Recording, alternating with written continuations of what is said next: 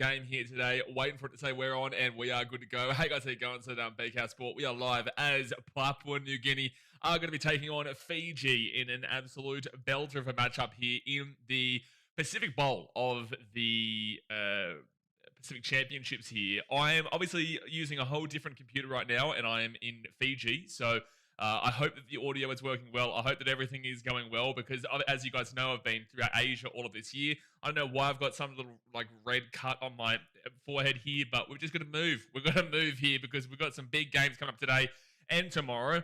But unfortunately, this game also doesn't necessarily mean a great deal.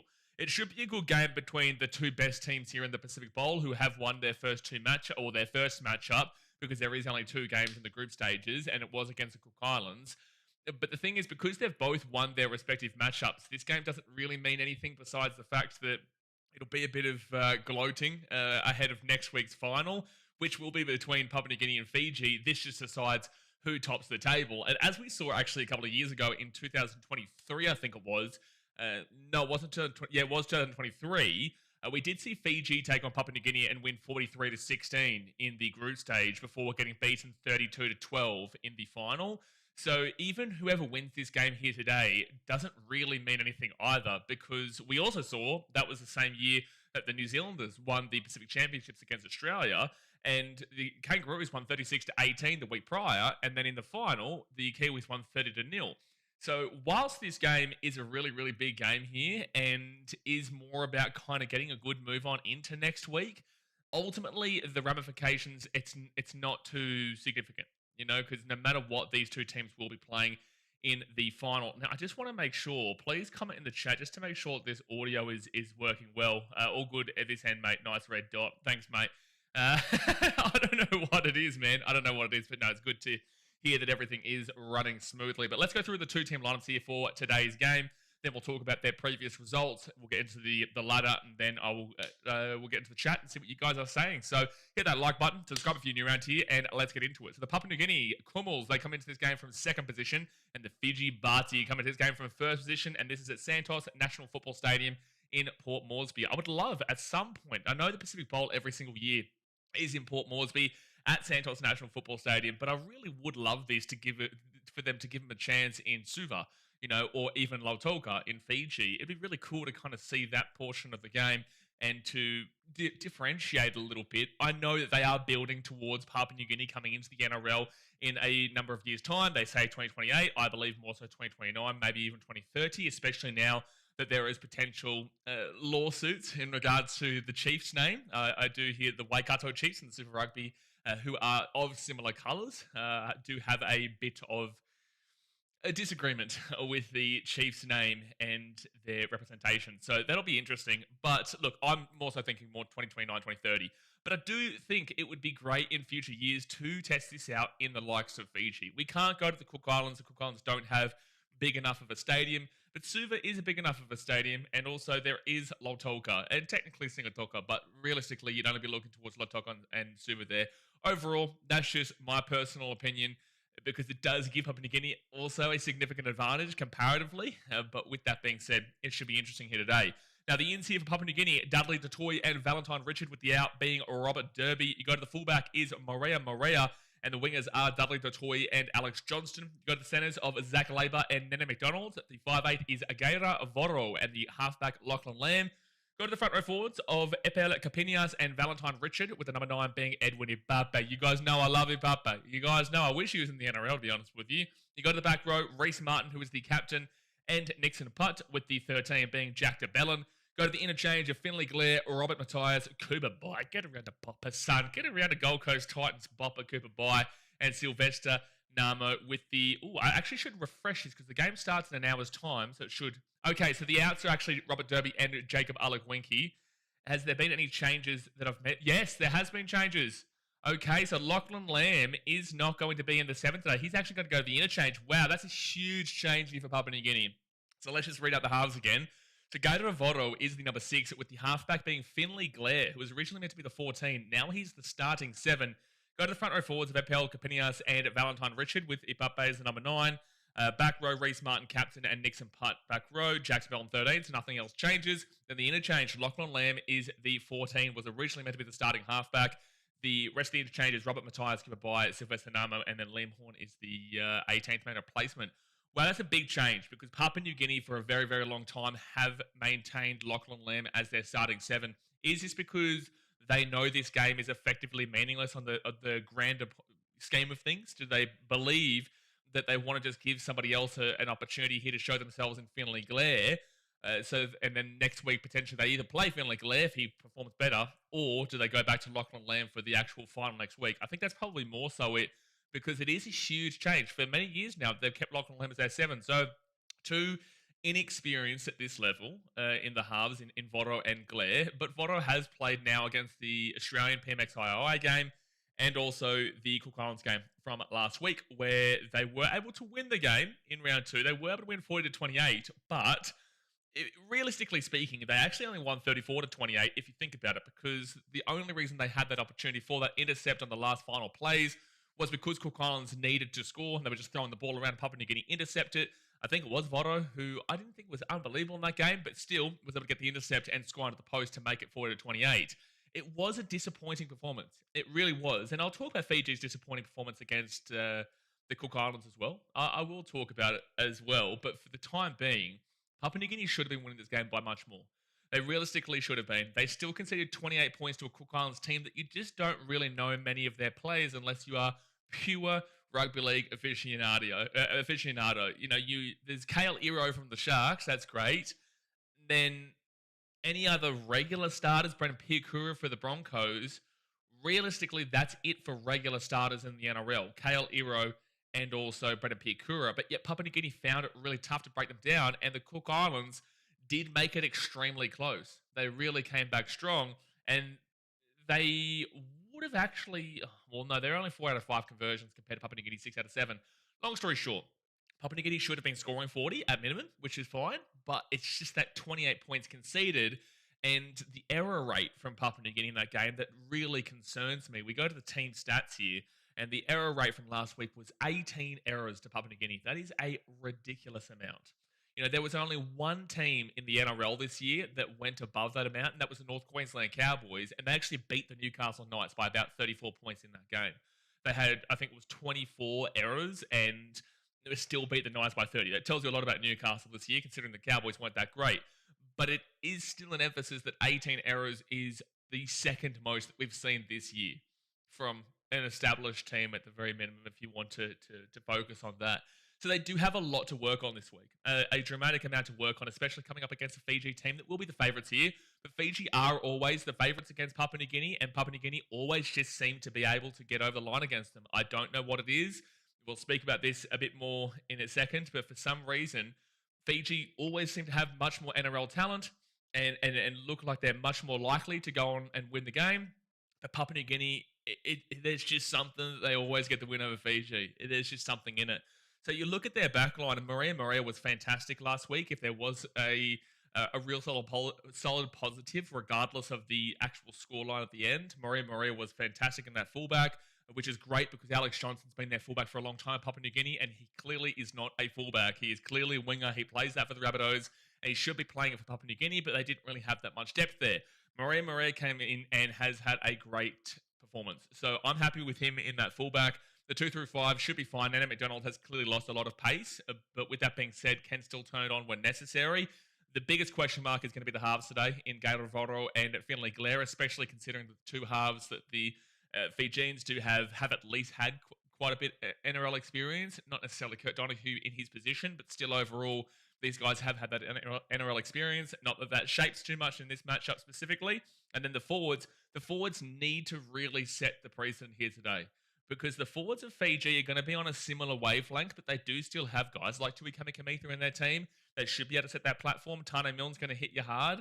But Papua New Guinea, if there's anything they're really solid at and really focused on, is heavy hitting and is just really whacking a player and getting that physicality going, which is why I was so disappointed with last week. Was it that they thought that they were just going to win the game easy and just simple as that, which is what a lot of these island teams do, specifically Fiji and Papua New Guinea. Previously, Tonga and Samoa, not so much anymore. But Fiji and Papua New Guinea have had this notion for a long time now. So maybe that was the case and they'll come in with a little bit more enthusiasm here today.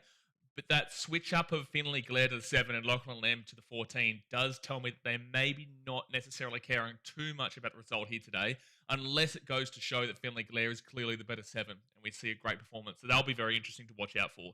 Let's go to the Fiji team. Ben Nakumbuai, Jope Range, and Ronald Filatonga is in, with the outs being Jethro Rinakama, Michael Wonga, and Michael Jennings. So a couple of big outs there. Obviously, Rinakama, a lot of experience now with the Bulldogs this year. Well, he was on debut this year. I shouldn't say a lot of experience, but he had a lot of games for the Canterbury Bulldogs this year and a successful year for them, regardless of what happened in the finals.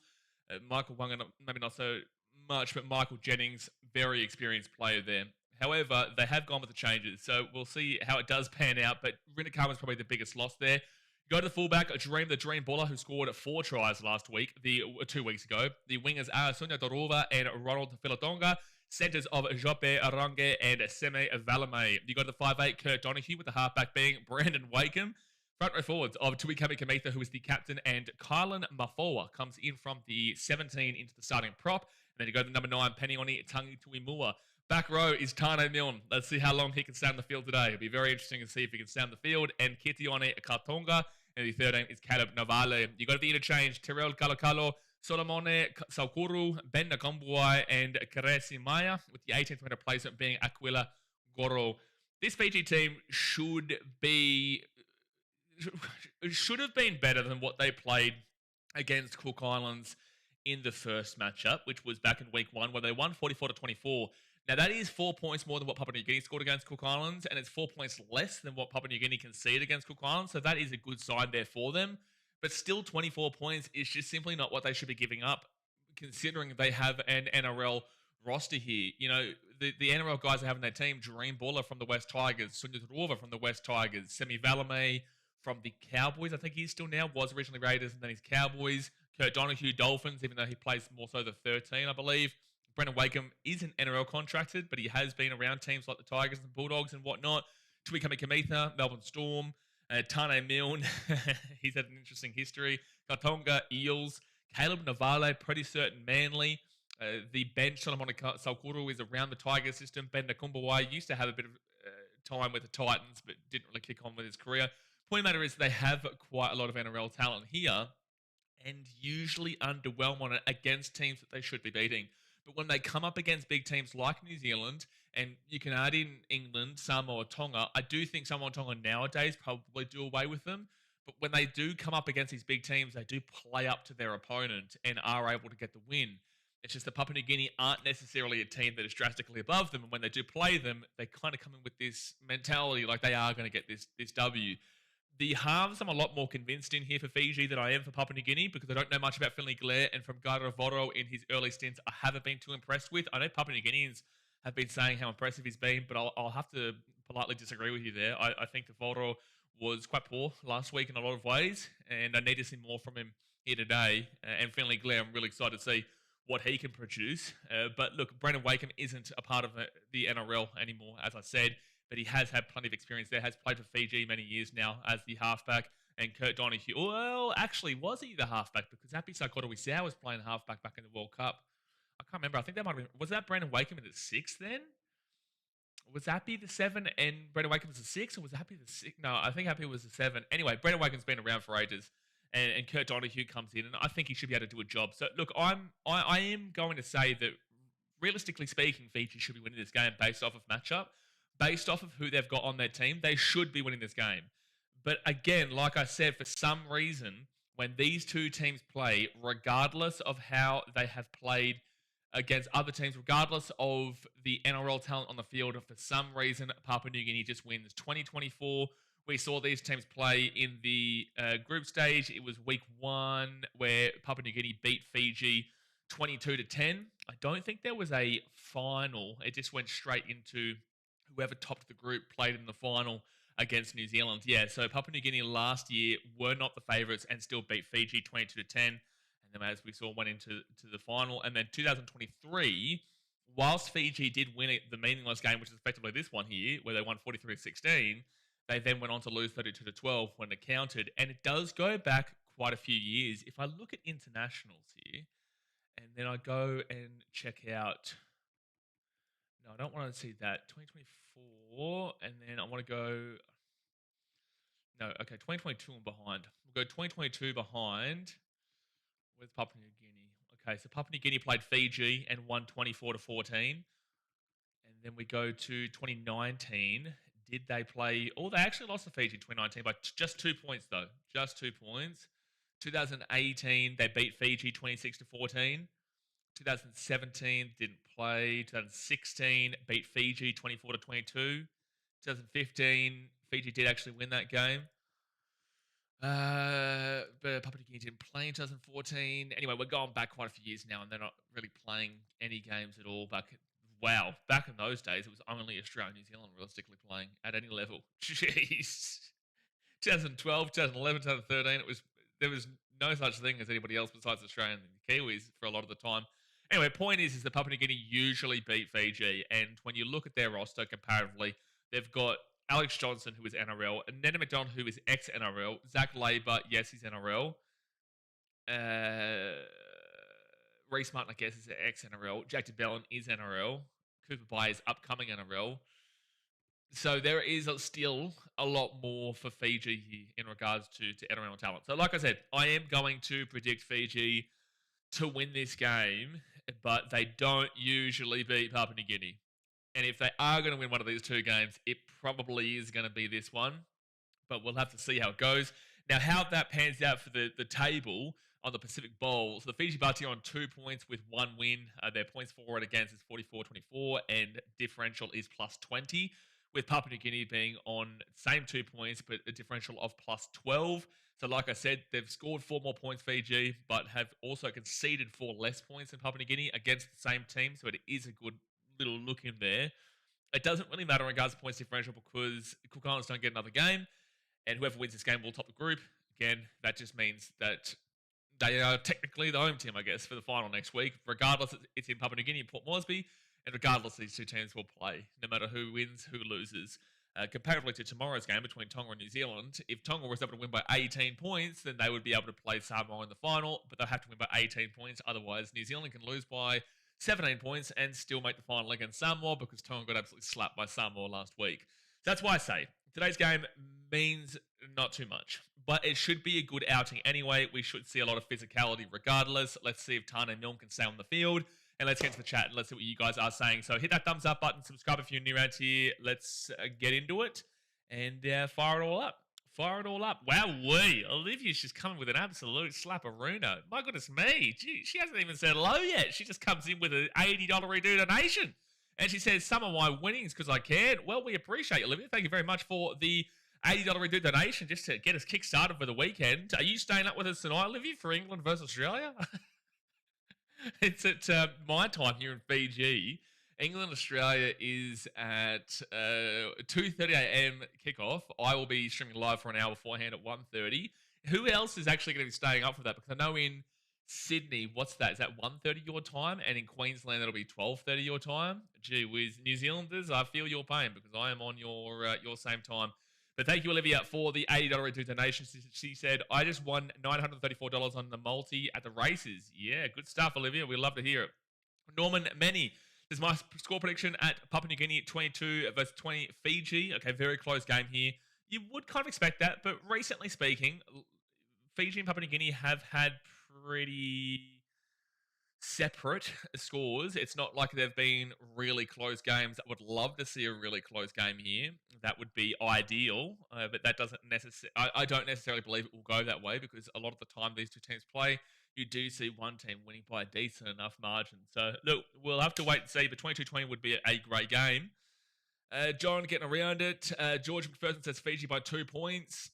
Jason's congrats Olivia. Get around you, Sean. Good morning, mate. Well, for me, it's 4:20 p.m. So it's funny because I was behind everyone on my streams for a long time by whether it be 3 hours, whether it be 2 hours, whether it be 4 hours. Now, or 3.5 hours, I think India was, or 4.5 hours, I think India was. Jeez, I can't remember. But it's funny going from all the way behind to now being obviously in front. Ibrahim says, is Derby out of injury or just didn't get picked? I have no idea, man. You'll have to find that one out for me. You'll have to find the one. Lee Sherwood, I'm going to be honest with you, bro. We see you here on every single stream. I'll be completely honest with you, man.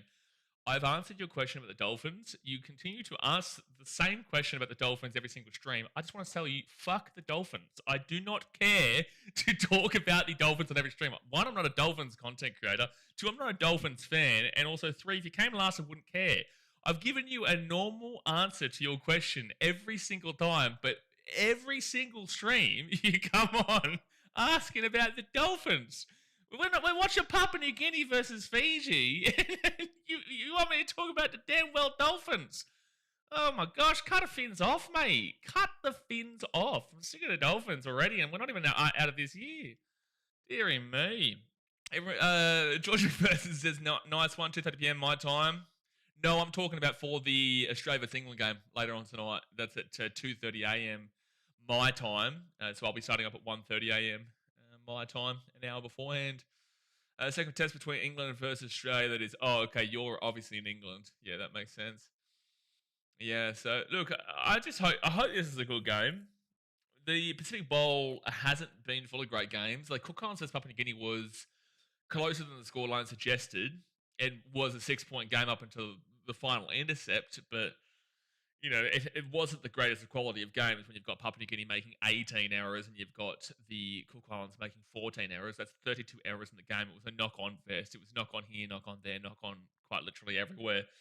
So I just want to see some ball handling. Actually, what was the Fiji error rate when they played? I want to go back and have a look at the round one error rate between Fiji and Cook Islands, because I'm not surprised with Cook Islands making mistakes, but Papua New Guinea and Fiji shouldn't be making too many. So Fiji made 12, Cook Islands made 11. So Cook Islands actually beat both of these teams for less errors, which is very surprising in a lot of levels. So 12 errors to Fiji, that is still 6 errors less than what Papua New Guinea had, though. And Papua New Guinea did have a relative warm-up match. Not that it was... I say relative warm-up match because it was still the PMXII game, where not all their players were playing. It was a bit of a reserved lineup in comparison. But still, you know, both teams should have been doing better. But 12 errors isn't something that you can really get too upset about. It's still not great, but it's not something you can get too upset about. But 18 errors is definitely something that you can get upset about.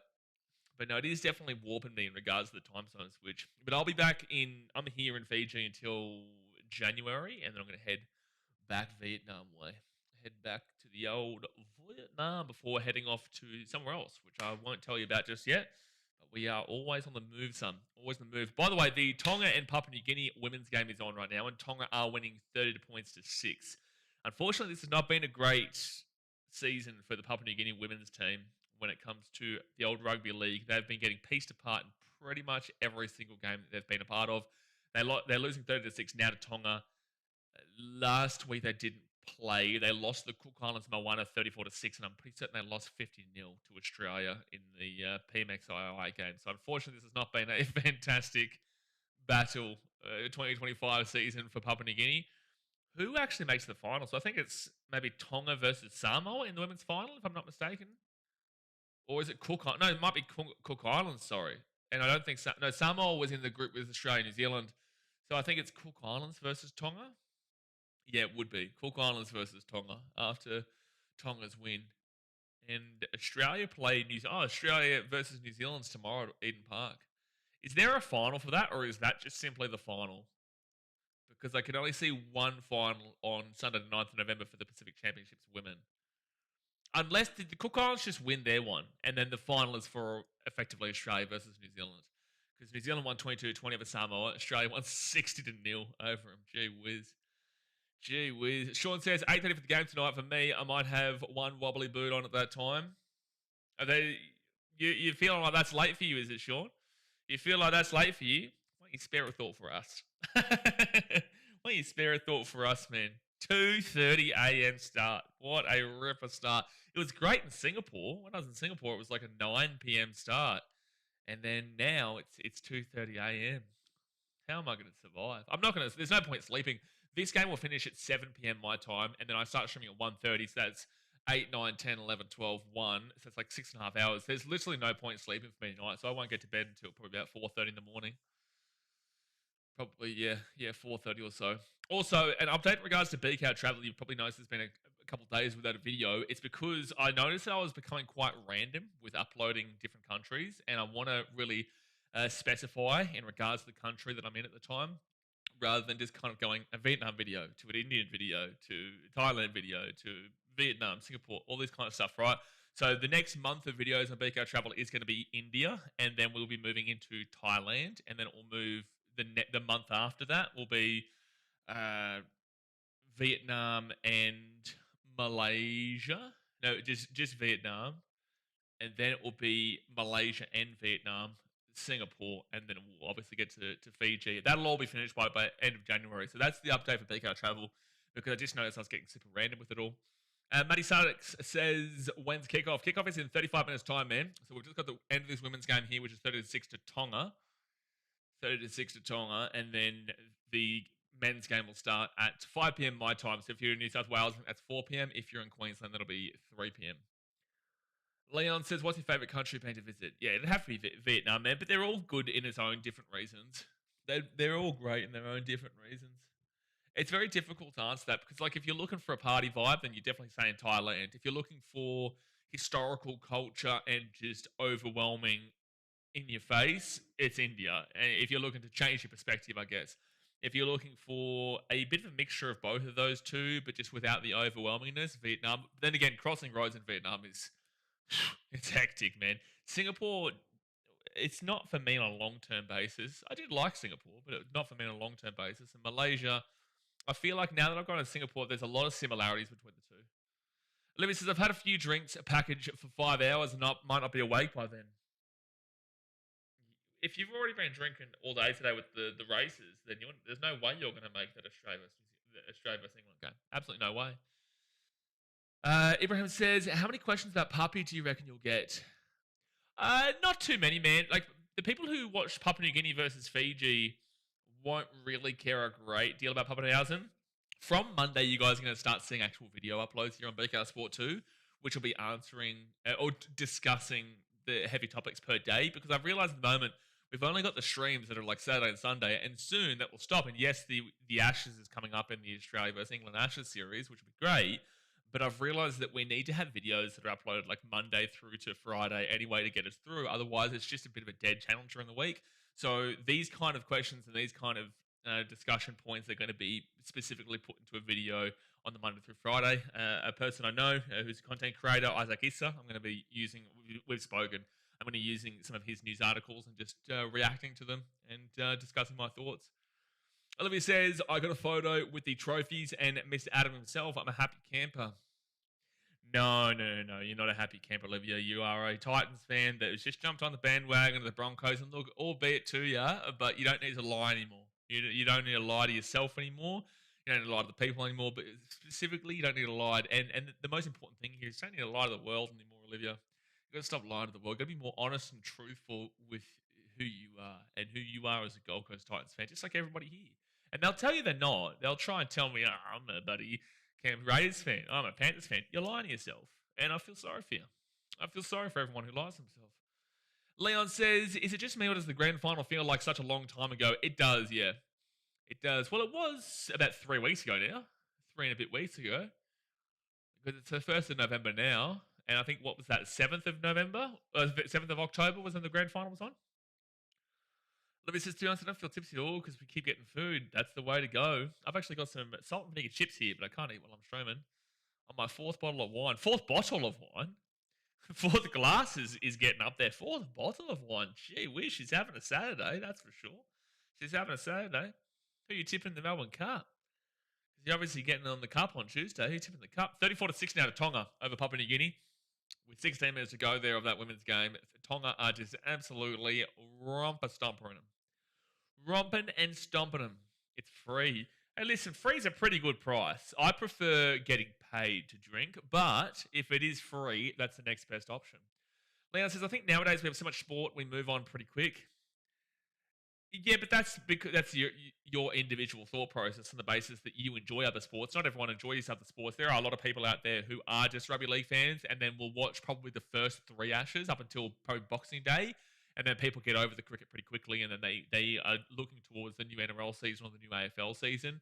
People like myself, I'm never bored because, yeah, look, I've got the NRL, I've also got the baseball at that time, and you've got the end of the NBA and also NHL season, and you've also got the beginning of the NBA and NHL season. Plus, you've got Premier League. No matter what, everything's always gone crazy. Also, the Bulls 5-0. How about that? Jay says, I see some Muppets have already done predictions for next year.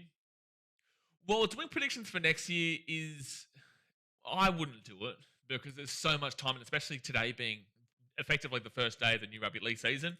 People don't realise this. November 1st is effectively our New Year's for Rugby League because this is when you can start making signings. November 1st is when players can start discussing and talking and whatnot. So guys like Tino, who have been full on in the media, and plenty of other contractual discussions can happen from today. So this is effectively the start of the new NRL season. It's just that people don't really focus on that too heavily. But doing predictions now, it's like there's going to be a lot that changes from now until then. But at least it's better than the people who do mid-season predictions in 2025 for 2026. You're not even you're halfway through the season of 2025 and you're talking about 2026. You're like, in the middle of 2025, you would never have picked the Broncos to win that competition. You never would have. No one really did. And if you did, it's probably because you're a Broncos fan or because you were delusional because they weren't looking anything like a premiership team at the time. But then they obviously went on to win the premiership and win it all. But halfway through the season, you couldn't even tell they were going to win it. So how are you going to tell us what's going to happen next year? How are you going to tell us what happens next year when you didn't even probably get it was this year? You might have started to feel, like, I'll be honest with you, I had a pretty good inkling from about 5 weeks out. I didn't say much because I didn't necessarily want it to happen, but I had a pretty good inkling with the way that they were playing and with the way that it was very difficult for them to get chased down. It was very difficult for teams to prevent them from chasing them down. But if you can't even predict the end of this year, then how are you going to predict the beginning of next year, let alone the end of next year? I just find it crazy that people do that. Everyone says got 50 on the broadcast of this game crashing. Oh, God help us. Well, this broadcast right this very second isn't too bad for Papua New Guinea versus Tonga, but it is shaking a little bit, which has given me an epileptic fit. Leon says, also, when is the 26 draw coming out?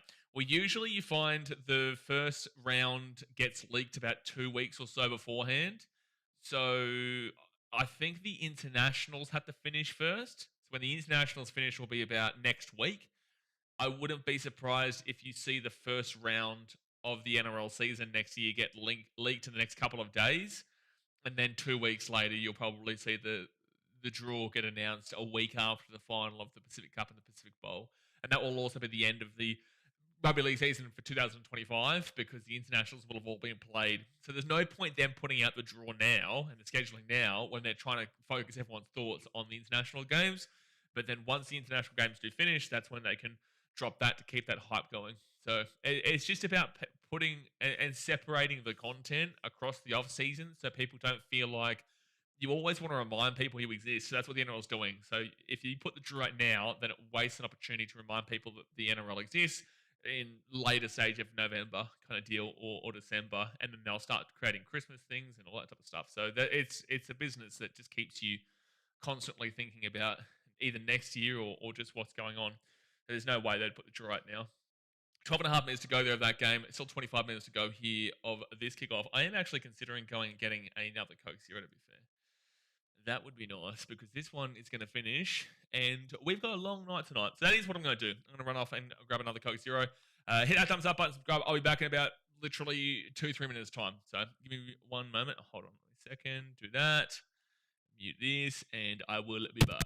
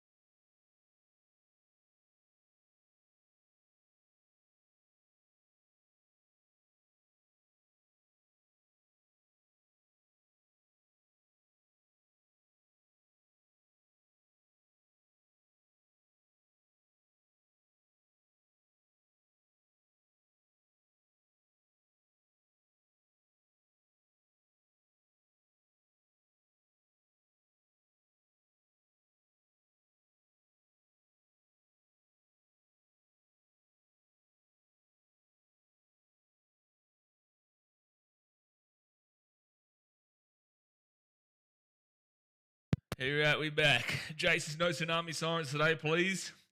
Jeez, that was years ago, Jay. Like that was a long time ago. What was that? That was Ashes boxing MCG, was it? I think that was MCG Ashes like 4 years ago. I swear that was it. Or maybe it was just a cricket series. I can't remember. Greg says, "You going to do any NBA games this year? How good are the Bulls?" Your Bulls have gone pretty well, man. 5-0 is not bad. Can't really complain with 5-0. We'll see how long it does last. But no, the Bulls are looking pretty fine, man. They are looking good. I don't think anyone expected them to be 5-0. Bulls fans didn't even expect them to be 5-0. I expected a little bit of improvement, but 5-0 was crazy. Like a 10-point win over the... It's not like we've been beating nobodies too. You know, we whooped the Knicks today by 5 in the NBA Cup as well, mind you. We whooped the Pistons, or we beat the Pistons 115-111, and we did whoop them. It was just a comeback later on to make it close. Whooped the Orlando Magic by 12 points. You know, beat the Hawks and beat the King, whooped the Kings by 13 points. Like it's not like we've been playing no hopers. You know, we got the Knicks again on Monday, but it's not like we've been playing no hopers, and we probably won the more important game there of the two because that was the NBA Cup game too that we played against them. So yeah, no, pretty happy with it, man. We'll see if I'm able to stream some games. I just need to be consistent, and this next week or so, I'll be focusing on how I can be consistent here on BK Sport and BKRtravel with the plans that I do have. And I do need to get those hotel and Airbnb reviews out from this year over on BKRtravel done before like the end of January, so that I can move into the next countries that I do go to. So yeah, I'm not too sure if I'm going to be able to do it because I'm not super confident in the consistency that I'd be able to create content for the Chicago Bulls, but they are playing some really good basketball. Yeah, the Ashes. The Ashes is going to be so much fun, man. I'm so much looking forward to that. When does that start, actually? Australia cricket. That starts up. We killed India yesterday. Wow, in the 2020. I might do the 2020. Oh no, tomorrow. Well, I might do the 2020 tomorrow. It's 7:15 p.m. my time. First Ashes is on the 21st and 25th of November. So in about 20 days' time is when the Ashes starts. That's going to be so much fun. That is going to be a lot of fun. Yes, sir. Especially with the amount of English we've got on the channel now. That is going to be unreal. 34-6 Tonga with 9.5 minutes to go of the game. And I would like Tonga to give it a bit of a competitive spin tomorrow against New Zealand. I think Tonga win. I just don't... I actually do think Tonga can win. I don't think they win. I think they can win. But 18 points is well out of the equation. Jared Ford says, Jay Hayes, Warriors win the comp 26. It's definitely our year. I don't know why that's been referred to Jay, but I don't think so. I don't agree. I think that they're probably going to be more so a highly competitive team for the 8. They'll probably be situated between the 6th to 10th range, in my personal opinion. I don't think they finished top 4. They were found out quite a lot towards the back part of the season, and I would be more so looking towards that 8 through 10 range on the basis that they still have no attack. Lofiana Campero is a huge signing for them on the wing, but they still will struggle in regards to their attack. Their defense was exposed late on in the year, and I don't think they're going to be able to have us back on now, waiting for the green light to tell us that we are all good again. Gee whiz, welcome back to Fiji. You love to see that. You love to see that. Now, let's see that this moves okay. We're back. Okay, sweet. Okay, we are back on, guys. If you were watching and kept it on from the start, then please refresh. Please refresh so that you're good to go again and you're live with me for some reason. It's a beautiful day in Fiji, but welcome to Fiji. The power just completely cut out. So we are back on now, but that was very frustrating. That was very, very frustrating. Now let me get everything back on. So I think that Papua New Guinea vs Tonga game probably should have been finished. Yeah, Papua New Guinea vs Fiji. Let's move that over. Move that to live. Yeah, sorry about that, guys. Sometimes if you're from Fiji or you're from Papua New Guinea, I'm sure you go through those problems too. I'm sure you go through the same because I'm in a good area here, but the generator had to come on. Welcome to La Fiji. All right, that Tonga Papua New Guinea game is still going. Tonga's actually up 38-6 with 16 seconds to go there of that game. And make sure you're on live chat, not top chat. Yeah, make sure you're on live chat, but also refresh your stream so that you are live alongside me. Is this game on 9 because I can't find it? I doubt it. I'm pretty certain it'll only be on KO. Tonga have just scored again, so it's about to be 42-6 to Tonga with the kick to come, with the final score probably ending up 44-6. They probably should get the conversion from where they are. Oh, is my sound actually working? Oh, yeah, hold on. I've got to fix my settings now. Ah, it's a schmozzle now. It is an absolute schmozzle, as it always is. As it always is. Output, and then we do that. Okay, beautiful. Okay, now it's working again. Now it's working. Close game. Kumuls win by 6 points. Court John Bear says, well, we'll see. I think that Fiji have the better team on paper, but that doesn't always work out for them. It doesn't always go to plan. Usually we do see Papua New Guinea beat Fiji. Haley says, it's just really unfortunate that Papua New Guinea players don't have enough exposure to international NRL standards. Very difficult for our players to gain opportunities in the NRL. Can't wait for the PNG Chiefs. Absolutely, and that's the whole purpose of it. Now, there might be a bit of difficulties with the name Papua New Guinea Chiefs because the Waikato Chiefs do have a problem with it legally. But, yeah, we will see a lot more of the Papua New Guinea team getting exposed to NRL and to a bigger portion of the game, which is quite exciting. However, you know, they still will struggle quite significantly in the first few years. And people have a belief that they'll always struggle in the NRL. I don't believe that. I do believe that Papua New Guinea will eventually be solid enough, as seen by the Queensland Cup when everyone had the same opinion. And Papua New Guinea went and won the Queensland Cup, despite everyone thinking they were never going to be successful even in that portion. So, yeah, it's an exciting time, but there's not enough Papua New Guineans who are in the NRL, which would improve them drastically. Dylan says, do you need a VPN to watch over there? Yeah, for some reason, Watch NRL won't work with me here, so I have to go on to KO and use a VPN, yeah. Unfortunately, because I do have a subscription to Watch NRL, which I'm going to have to cancel because for some reason it wasn't letting me go into Watch NRL. You can't actually watch the England versus Australia game on Watch NRL either, though. You have to watch that on KO, so that regardless, I need KO. But yeah, I just jump onto a VPN for what we do here. But it is very difficult for Papua New Guinea players to gain opportunities in the NRL. But also, who would you say, based off of who you've seen so far, would deserve a spot in the NRL? Maria would find it difficult. He's been the Papua New Guinea's best in this bowl so far.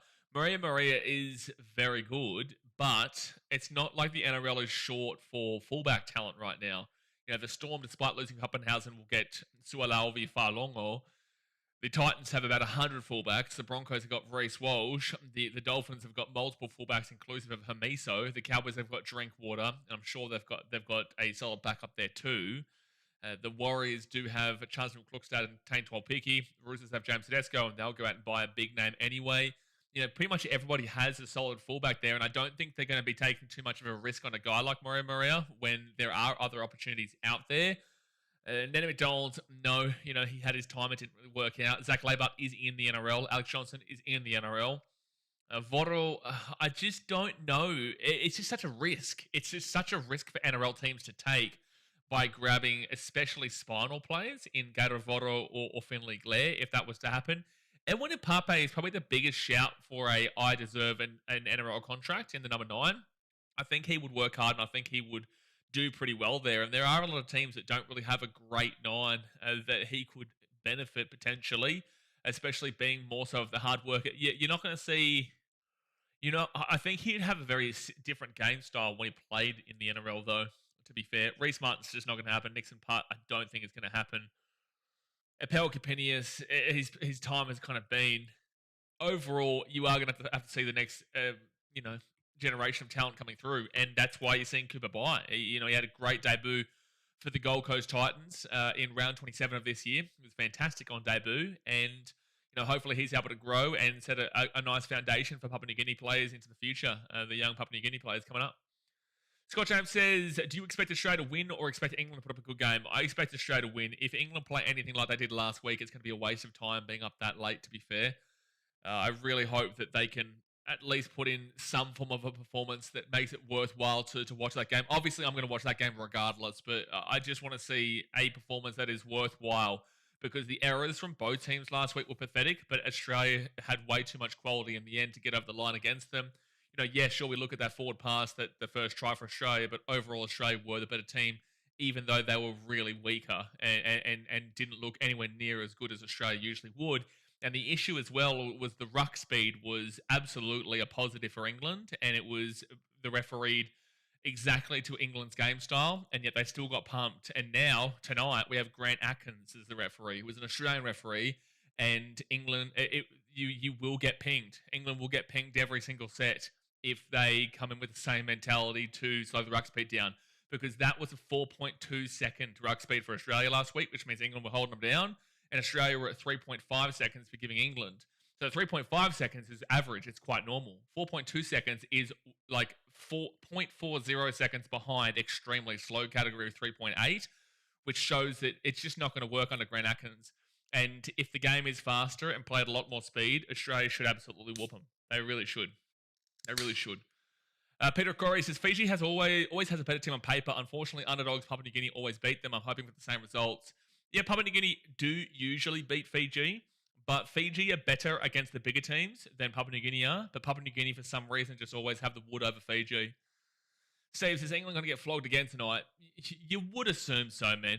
You would assume so. It would be a surprise. It is at the New Everton Stadium, which I'm looking forward to. But overall, I do think that Australia should have way too much talent. Their team list on paper is just full on. It just comes down to, do Australia come in thinking they've already won the game, which is a detriment to any team at a professional level. But at least England have put AJ Brimson into the fullback. Not that I think that changes too much, but Jack Wellesby was just awful in that fullback position last week. AJ Brimson comes in. That'll be much better for them. And I'm still surprised that they don't have a couple of the English forwards who are in the NRL, because it's very clear when you look at the international games that you do need NRL talent in your roster. You know, the Super League, it's not as bad as people suggest, but it is also still at a much less superior level. It is a much more inferior level than the NRL, and that is just a fact. You know, so whilst I don't think it's the absolute pits that other people do like to assume and to suggest, I do think it's still very, very far away from the NRL. And very clearly, the English team, Wayne, their coach, has decided to implement more English lads from the Super League than include all the NRL lads from the NRL. And whilst I don't think that they would have won that game regardless, it would have put on a better show than what we saw last week. Good to see Brimmer playing tonight. Really deserves it. Does deserve it. I do feel like people have overrated him, though, with how much they've spoken about how much he was needed. He definitely deserves to be in that team, in that fullback, 100%. But people are talking like AJ Brimson would have won them the game. And it's like, well, no. If he was as good as that, he would be playing for Australia, because he played for Queensland and he would have been selected for Australia. But the reason why he's playing for England is because he wasn't going to get that opportunity. So it's ridiculous for people to say that AJ Brimson would have won the game for England and would have turned the entire game around. But he is, for mine, a much clearer option to be putting into that fullback. And for their coach to skip past that is just absolutely ludicrous. Absolutely ludicrous, and it shows that the English fans who were complaining about their coach's selections early, it shows that they were correct. And it shows that he doesn't really know what he's doing, or he's just selecting his own mates. Fijian jersey reminded me of the 2010s New Zealand Warriors jersey. I need to have a look at it again. They are doing the national anthems right now, guys. I hope this internet goes all right throughout the rest of this game. Thoughts on David Fifita leaving? I'm not going to talk about that, bro. I'm not going to talk about that. He can't even put up a thank you post to Titans and Titans fans. You know, there's no point even responding to that, to be completely honest with you. So still listening to the national anthem of Papua New Guinea, and then I would assume we've got the Fijian hymn that we'll listen to before the game does start. It's 9:51 in LA. Yeah, it's 5 p.m. here for me in Fiji right now. I'm in Nadi in Fiji. Nadi, Fiji. Yeah, look, I've got Fiji to win this game, but they don't usually beat Papua New Guinea. They do not usually beat Papua New Guinea. My KO is like, it's not freezing, but it's just like going really, really slowly right now. Just confirm for me the stream is going smoothly for you guys. Yeah, the Fijian hymn is on now. Just confirm this stream is going smoothly for you, because I feel like the stream is working well. It's just the actual watching of the game is not exactly going to plan. All good? Yeah, sweet. Sweet. Because like I can watch it on VIP, Box.tv and whatnot, but I don't want to do that. Ultimately, I would have preferred to watch it on WashingtonRoll.com, but for some reason that didn't work. I think it is probably the fact that I am watching it on through a VPN, which is hurting the game. But we can only do what we can do. We can only do what we can do. It's going good. Okay, nice. So Fiji's still singing the hymn. I don't think that Fiji will... Like, I think Papua New Guinea, ultimately, in the first 10 minutes of this game, will come with their extremely physical game style, which we did see against the Cook Islands. And Papua New Guinea... Well, they gave up the first lead to Cook Islands. Cook Islands actually started off relatively well and matched them early doors. That's glitching on Foxtel as well.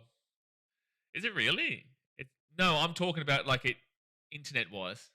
Internet-wise on KO, it keeps having to quickly like refresh and stuff like that. It's really annoying actually. Oh, okay, yeah, it's just completely disappeared off the screen. Now I'm going to have to refresh it. No, I know the quality, the broadcasting quality, that's a separate conversation in itself, man. That is a whole separate conversation. All right, back on for the time being. Still the Fijian hymn being sung. Or I refresh it. Maybe it's okay now. Maybe. We cross our fingers. We cross our fingers. And the quality does look a lot better for me as we currently speak. Just a reminder before this game gets started, guys. No matter what the result is here, these two teams will play each other next week in the final. And also to clarify, there is no promotion relegation game this year because the World Cup is next year. And it is already going to be really confusing in 2027, even though I feel like it'll be England versus New Zealand as the international series up there in England. I think that's what will be the case in 2027. So you'll see Australia, Samoa, and Tonga. In the Pacific Cup, you would see Papua New Guinea, Fiji, and the Cook Islands, the Pacific Bowl. I would be interested, though, if they ever do bring back the Pacific Bowl, Pacific Cup promotion relegation match. That would be interesting because I do feel like it is deserved. I do feel like it needs to eventually happen. Because what if, like, to continuously put Fiji down here if they do win a lot, or to keep Papua New Guinea down here if they do win a lot? Like, Papua New Guinea can give teams like, maybe not actually. I don't know. Like, I just don't know if Papua New Guinea are there, but Fiji do, when they've got a full strength team, like on paper, they should be able to match it and do usually match it with big dogs. Again, the last World Cup they played against New Zealand, they lost 24-18. It was very controversial. Like, it was a controversial loss in that World Cup. So if Fiji were able to get an opportunity in the Pacific Cup, it would be interesting. They're still going to get pumped by Australia, though, which is what everyone usually does. I know New Zealanders love to hold on to that 30-0 win in the Pacific Cup a couple of years ago, but, you know, that's a very much irregularity. As you saw, you know, last year, as you saw the week prior to that 30-0 win, you know, Australia will more often than not still win that cup tournament. And they would have beaten Tonga. They will definitely beat Samoa and would have beaten New Zealand in the Pacific Cup if they were in there as well. It would be close enough with New Zealand, but they would have beaten Samoa and Tonga. But all right, Papua New Guinea will be kicking this ball off here, guys. Hit that thumbs up button, subscribe, give me some predictions in the chat. I'm going to predict Fiji 26-22. I'll go 26-22 to Fiji. But the kickoff has been made, and it will be Fiji getting the ball here at the 10. They give it off, and first run straight to the 20 will be first tackle Fiji. Penioni Tangi Tuimua. He'll go to the right to Kamikamitha, and Kamikamitha will get this ball to the 25. I always get really weirded out by the angle here at Port Moresby. The back angle, like here, where you can see like probably 30 meters in the field, that's fine. But when you look at that kind of like on-field level that goes straight into where the ball is, it's a really awkward shot. Minty says, hi, bro, Fiji to win today. I believe so too, but Fiji do usually lose Papua New Guinea. All right, so 4 tackle now for Fiji at the 48 on Papua New Guinea side of the field. The home at NRL says Cook Islands have to beat South Africa in the coming weeks to make the World Cup next year, and really the Cook Islands should smash South Africa.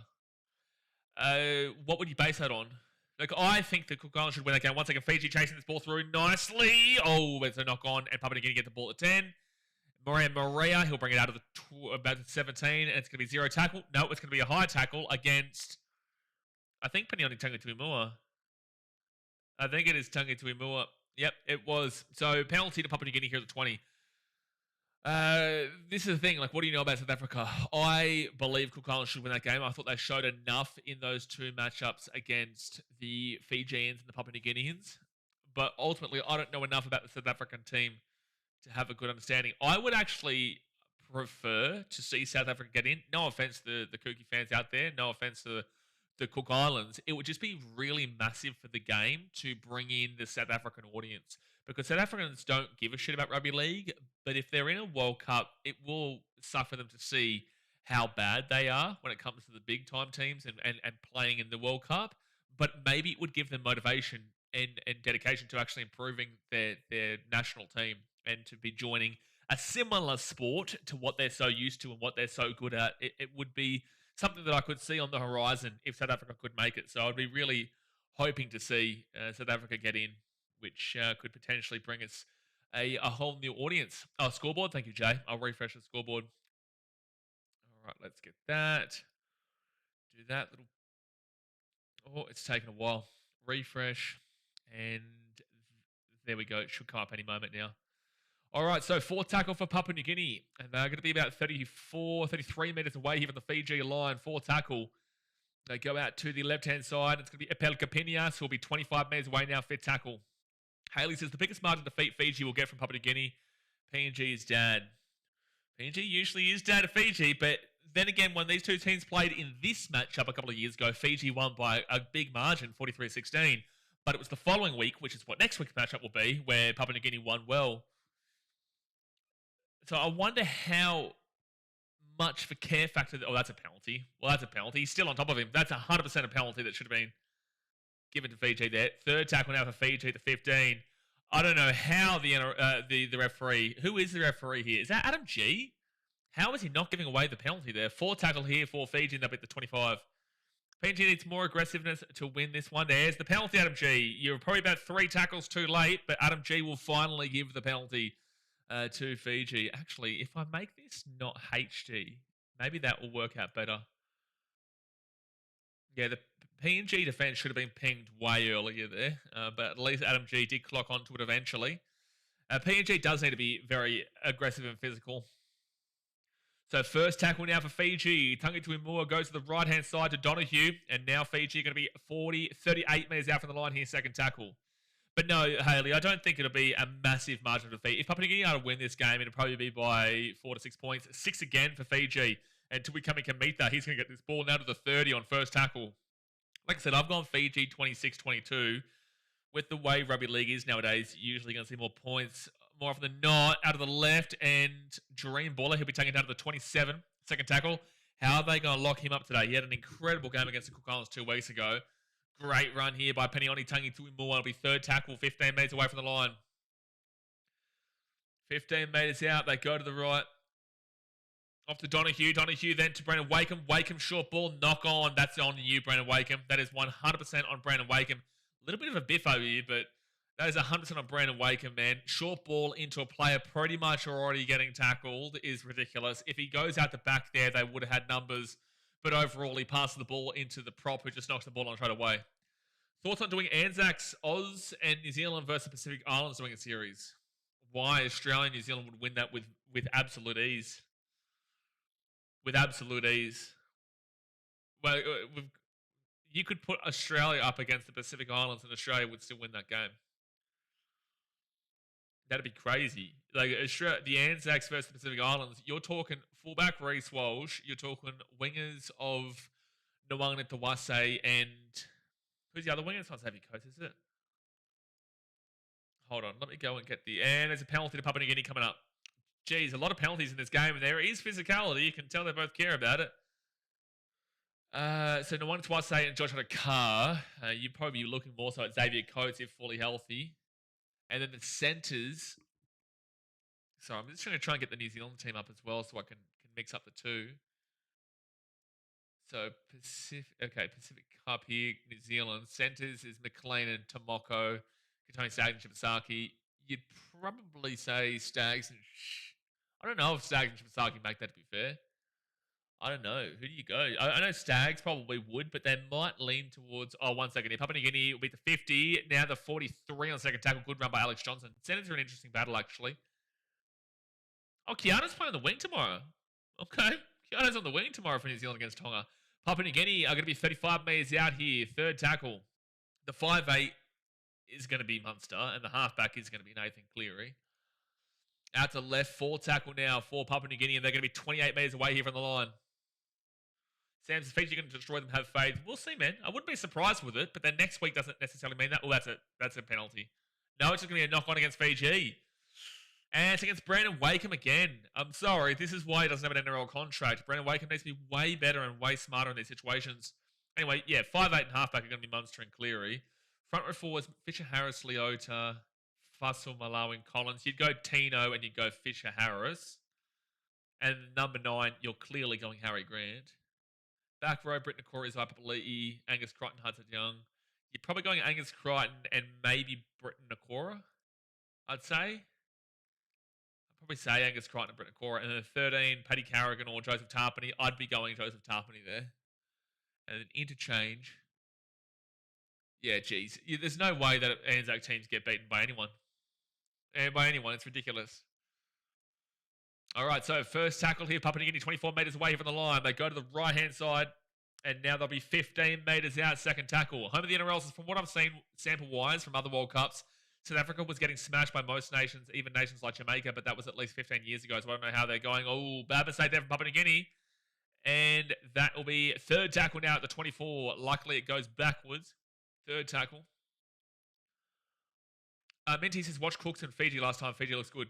They didn't look great in that game. They still gave up 24 points to the Cook Islands. Fiji will get the knock on here from Papua New Guinea, though. Jack DeBellin drops the ball, and it's going to be Fiji ball here at the 22. I disagree with you, Minty. Why do you say that? Fiji still had 12 errors in that game. They still had more errors than the Cook Islands in that game. Yeah, but 24 points. The Cook Islands should not have been scoring more than 20 points against both Papua New Guinea and Fiji. Fiji conceded 24, which is 4 points less than the Papua New Guinea's 28 that they conceded. And the game with Papua New Guinea and Cook Islands was much closer than what Fiji and Cook Islands was. But overall, no, that wasn't something that Fiji should be proud of. Getting the win was great. Of course, you want that win. But they were nowhere near as good as they really need to be. And Papua New Guinea were even worse off last week against that same team. So I want to see a lot more improvement out of Fiji here today. And I definitely need to see a lot more improvement out of Papua New Guinea. Because if Papua New Guinea play like they did last week, Fiji win this game 13+. If Fiji play like they did against Cook Islands a couple of weeks ago, they only lose 1 or 12, but they still probably lose. Third tackle. But if they both play the same way, Fiji would win off the two matchups there. But it wouldn't be drastic. They lost that ball backwards there, Fiji. Wow, they're going to say forwards. They're going to say forward here from Fiji. That's interesting. Either way, the errors are creeping back into both these teams already. They are going to challenge this here, Fiji. I'm pretty certain this goes backwards.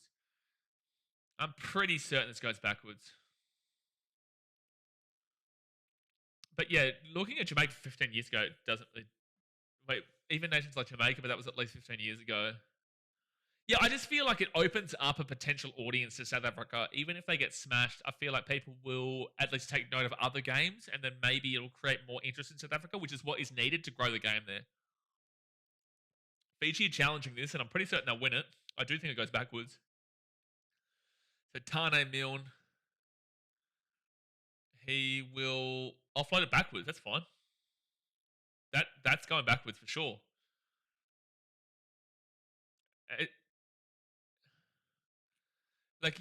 He's pushed back here, but he's pushing it back 100%. This should be Fiji ball, facing his own goal line. There's no way that goes forward. It goes backwards from Fiji, so it's play on at this stage. It'll be Caleb Navalo who then just picks it up, and it should be Fiji ball 8.5 minutes in. Should be Fiji ball still. Mutual infringement. What's the mutual infringement, Bunker? So it's Fiji ball. I don't understand what he's talking about. Mutual infringement. There wasn't an infringement by either team there. I actually have no idea what he's saying there. Why is he saying there's a mutual infringement? That's not the discussion point here. Okay, really interesting there. Anyway, sure. So third tackle here for Fiji, and they're going to be at the 40. It's going to be a repeated tackle from the spot. Oh, he might lose the ball there. No, he kept it. All right, so fourth tackle. Why are we still watching the replay of something we already know the answer to? All right, fourth tackle. And they'll get this ball to the 45 on Papua New Guinea's side of the field. Fifth tackle. Just need to see both these teams limit those errors, dude. Those errors are just romper-stomper. High kick. Papua New Guinea, Morea. Good take under the high ball. Goes out to the left, and great chase through as well by Semi Valame. where Papua New Guinea will only get the ball at the 10 first tackle. 10 minutes into the first half here, guys. 30 minutes to go over the first half. Hit that like button and subscribe if you are new around here. We are live for every international game. We've got the International Ashes coming up very soon. Plus, also, we've got BKRtravel if you like travel content from all over Asia this year. And I might be coming to Papua New Guinea next year, potentially. So, third tackle, which is actually the video that I put as the pinned comment there. So, if you want to hear my discussion about going to Papua New Guinea, that is the video in the pinned comment. So, fourth tackle here. Oh, no, they get the offload away. And they're away here, Papua New Guinea. Everyone at Bati. Go with Bati. I love you, Bati, man. He's my favourite Papua New Guinean player. He really is. He's my favourite Papua New Guinean player. Fourth tackle at the 45. They go to the left. Moreno. Gator Voro at the 30. Voro at the 25. The 20. Great run from Gator Voro. Fifth tackle now, 18 metres away from the line. Out to the right. No, they went to the short side. No. Oh, it might still. No, it's not. All they're going to say is a dropout here. Very lucky. I don't agree with going short side there, but that was a great run overall from Edwin Pape into Gator Voro, and then a little kick through that's going to force a dropout. That was a really nice play for Papua New Guinea overall. Francis Marfu says, Fiji to come to my mind. What do you mean? Fareed Manuel says, there is no Papua Rugby League pathway here in South Africa. Exactly. 100%. That's why you say in here in South Africa. So that's assuming you're in South Africa. So I 100% agree with you. I don't doubt that at all. I just feel like for there to be any growth that the NRL puts in any effort, so Papua New Guinea get the ball here, the 30, the 20, the 15, and take it down 13 metres out of the line. I'll reply to you in 1 second because it's a great point you make. First tackle, and McDonald, the 5, try! Papua New Guinea. And Papua New Guinea just take the lead 4-0 with a kick to come. It's a great try. Is that Morea? Is that Morea? I think it is. He's been so good in this Pacific series. He's been so good in this series. Papua New Guinea do take the lead 4-0 through. Yes, it is Morea. He is putting his hand up for a better opportunity and a better club. I'm sure, I would assume he probably plays for a Super League team. Can anyone from Papua New Guinea in the chat answer this question for me? Or does he play for the Hunters? Who plays the fullback for the Central Queensland Capras, actually? Okay. Morea made his international... Yeah, okay. Morea is a Papua New Guinean professional rugby league footballer who plays as a fullback for the Capras in the Queensland Cup. Who are the Capras feeder club? Who do they feed? Central Queensland Capras is for the Dolphins. Okay, they're one of the feeder clubs for the Dolphins. So ultimately, he's aligned with the Dolphins, Morea, but there's too many fullbacks in that situation. But he's had a really good couple of games. Even in an unfortunately disappointing game of the Papua New Guineans against Cook Islands when they still won, he was their best. And in this game, he's had a good start, really good under the high ball, and scored a try right next to the post. 4-0 with a kick to come, and it should be 60-90 moment now. So anyway, to go back to Fareed Manuel's comment, there is no proper rugby league pathway here in South Africa. Absolutely, but I think that the only way to get development in South Africa is for there to be a slight care factor. Because right now it's only rugby union, and then I guess you got cricket too. I guess there's some people who get around football as well, as in soccer. But rugby league is a faster version of rugby union in a lot of ways. Do I think that rugby league would take over South Africa? Not necessarily, but also South Africa really got behind the sevens for a period. I don't know if they still get behind the sevens. But if we were able to get eyes on the tournament, they would get slapped in the World Cup. I'll be honest with you, they'd get absolutely annihilated. But people would tune in on the name of South Africa and then watch maybe other games which would interest them more, and then hopefully that would provide further development into growing the game there, which is an opportunity, I believe. I do believe there is an opportunity there. Now, this is a big loss here for Fiji. Tui Kamikamica, their captain, is coming off the field. He's coming off the field here. Tui Kamikamica, their captain, big prop. That is really rough there for Fiji because he might not be able to play next week then. God bless him. Free says, we played a bit of league in the 90s, but Union has a deep tradition with almost all of the different communities. I agree, 100%. I also believe that South Africa had rugby league banned at one stage. I know that they had that originally in one of the European nations. Was it South Africa too that rugby league was banned at one point? So 6-0 Papua New Guinea. 6-0 Papua New Guinea. And 27 minutes to go here in the first half. Who was it? It wasn't Greece, was it? Was it Greece who banned rugby league? Which countries banned rugby league? We spoke about this in the streams in the Rugby League World Cup. So 6-0. Ireland, Italy, No, that's not. That's not it. Oh, yeah, the ridiculous ban on rugby league gifted in Greece. Yeah, Greece was the one. Greek government has lifted a ban on playing league and officially recognised it as a sport in its own right in 2022. And I'm pretty certain there was something to do with that with rugby league as well. Or that could have just been rugby union prior to the 80s. And then obviously once the 80s came and 90s is when they started to explode in rugby union, i.e.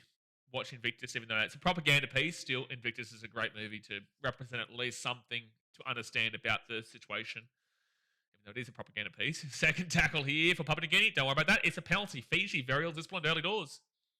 Iron Gate says, I swear if Bati loses this game, the coach needs to get sacked. Haven't seen any good results from this coach. Is it still Wise? Is Wise still their coach? Who is the coach of Fiji?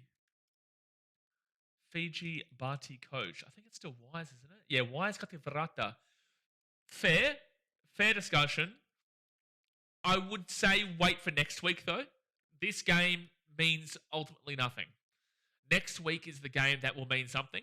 This is just they've been held there. So 44 metres out from Fiji line. It's going to be first tackle for Papua New Guinea. Next week, you will see these two teams play again. This game is just effectively a trial for next week's game. Because next week is the final. Because they've both already beat Cook Islands. And that's what I guess there is a negative to how the tournament is set up overall. All right, so it's going to be second tackle here at the 38 for the Papua New Guineans. And there's going to be a penalty here. There is going to be another penalty for Papua New Guinea. They are so ill-disciplined today, Fiji. So ill-disciplined.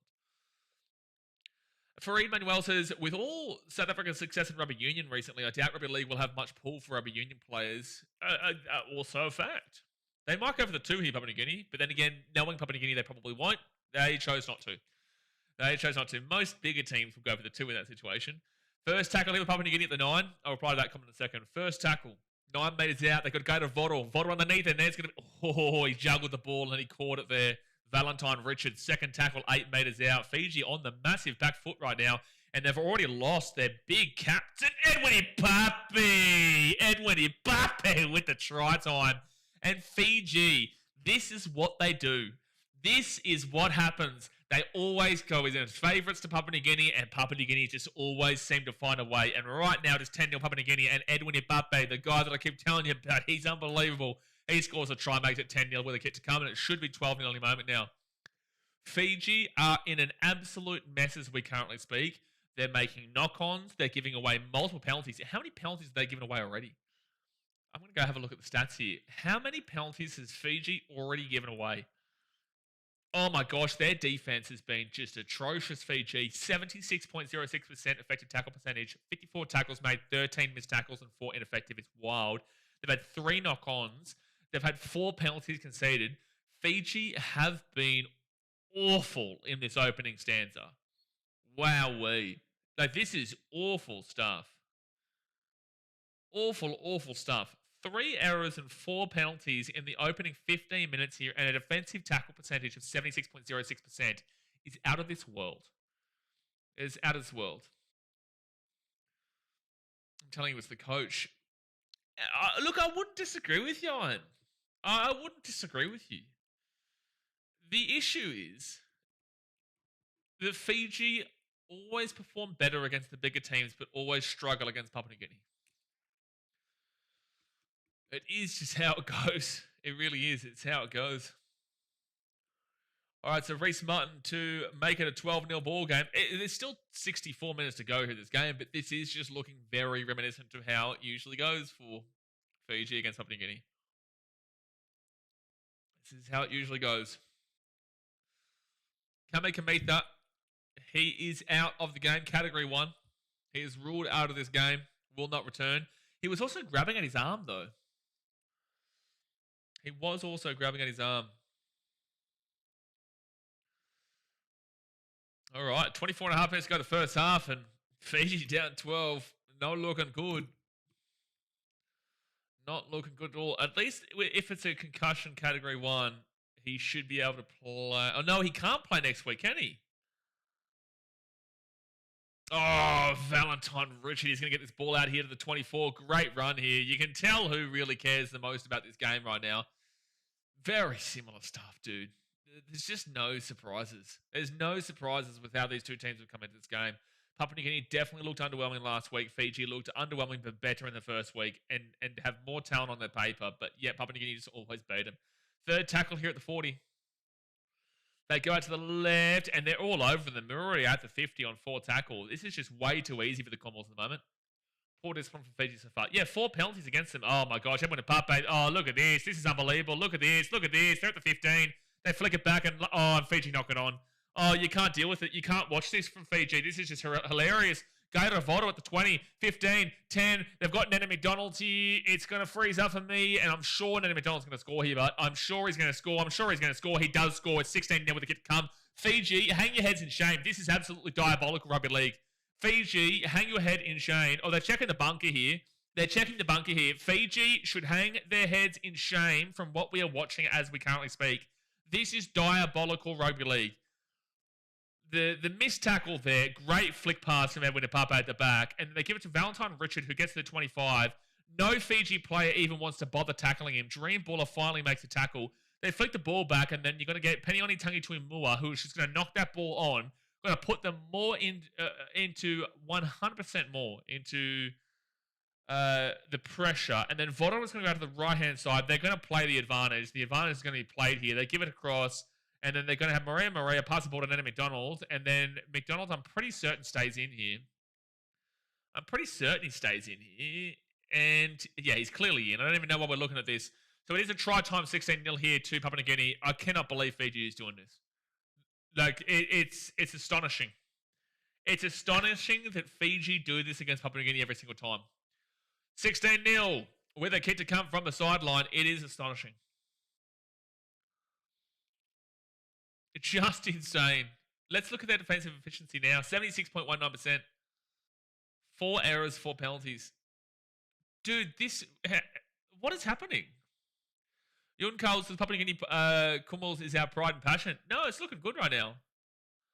It's looking good from right now. They're clearly the better team in this game. There's no debate about that. There is no time in possession. Guys, the Fiji Bati have only had the ball 2 minutes and 55 seconds. 2 minutes and 55 seconds. We've been in for 18 minutes, lads. Papua New Guinea have had the ball for 5 minutes 41. Fiji, 2 minutes 55. Yikes, dude. You're going to get slaughtered here today if you keep it up like that. Slaughtered. So Reece Martin here from the far right-hand sideline. He will make the kick. Yes, he will. 18-0 Papua New Guinea with 20 minutes to go in the first half. Iron Games says anybody can look good with all those errors from... that's why I said next week is the really the game you've got to watch out for. If Fiji play like this week and then Fiji play like this next week, then yes, Wise Kati Varata should not be the coach, because there's no way in any world with the team they've got on paper they should be losing this game 18-0 in 18 minutes. Yeah, and with the discipline, it just is outrageous. So Papua New Guinea Gator Voto gives it off now. And big run here, brings out to the 15. Last 10 minutes possession at 79% Papua New Guinea, 21% Fiji. And that is because they keep giving away penalties, and that is because they keep making mistakes. Second tackle now for Papua New Guinea, and they're going to be out to 28. And it's just too many meters again. Third tackle, and they're already at the 40. They've made 40 meters in 3 tackles here, Papua New Guinea. And short side play. And Finlay Glare is now going to be at the 48. Well, if this is how Papua New Guinea are scoring with these as well, I guess they are going to be looking towards maybe not having Lachlan Lamb as their 7 and keeping Gator Voto on the 6 and Finlay Glare on the 7. I haven't been impressed by Gator Voto in the last couple of weeks, but I have been impressed by him today. I think he's been really good today. Gator Voto, they'll let this ball bounce, and it's not going to go over the dead ball line, so Fiji have to bring it out of their own in-goal, and they will go into their own in-goal. Oh my gosh, Fiji are just not up for this game, eh? They are just simply not up for this game. It's going to be a dropout from Fiji. They are not in this game at all. Oh man. Fijians watching. Close your eyes. This is not a great watch. He should every day of the week be getting out there.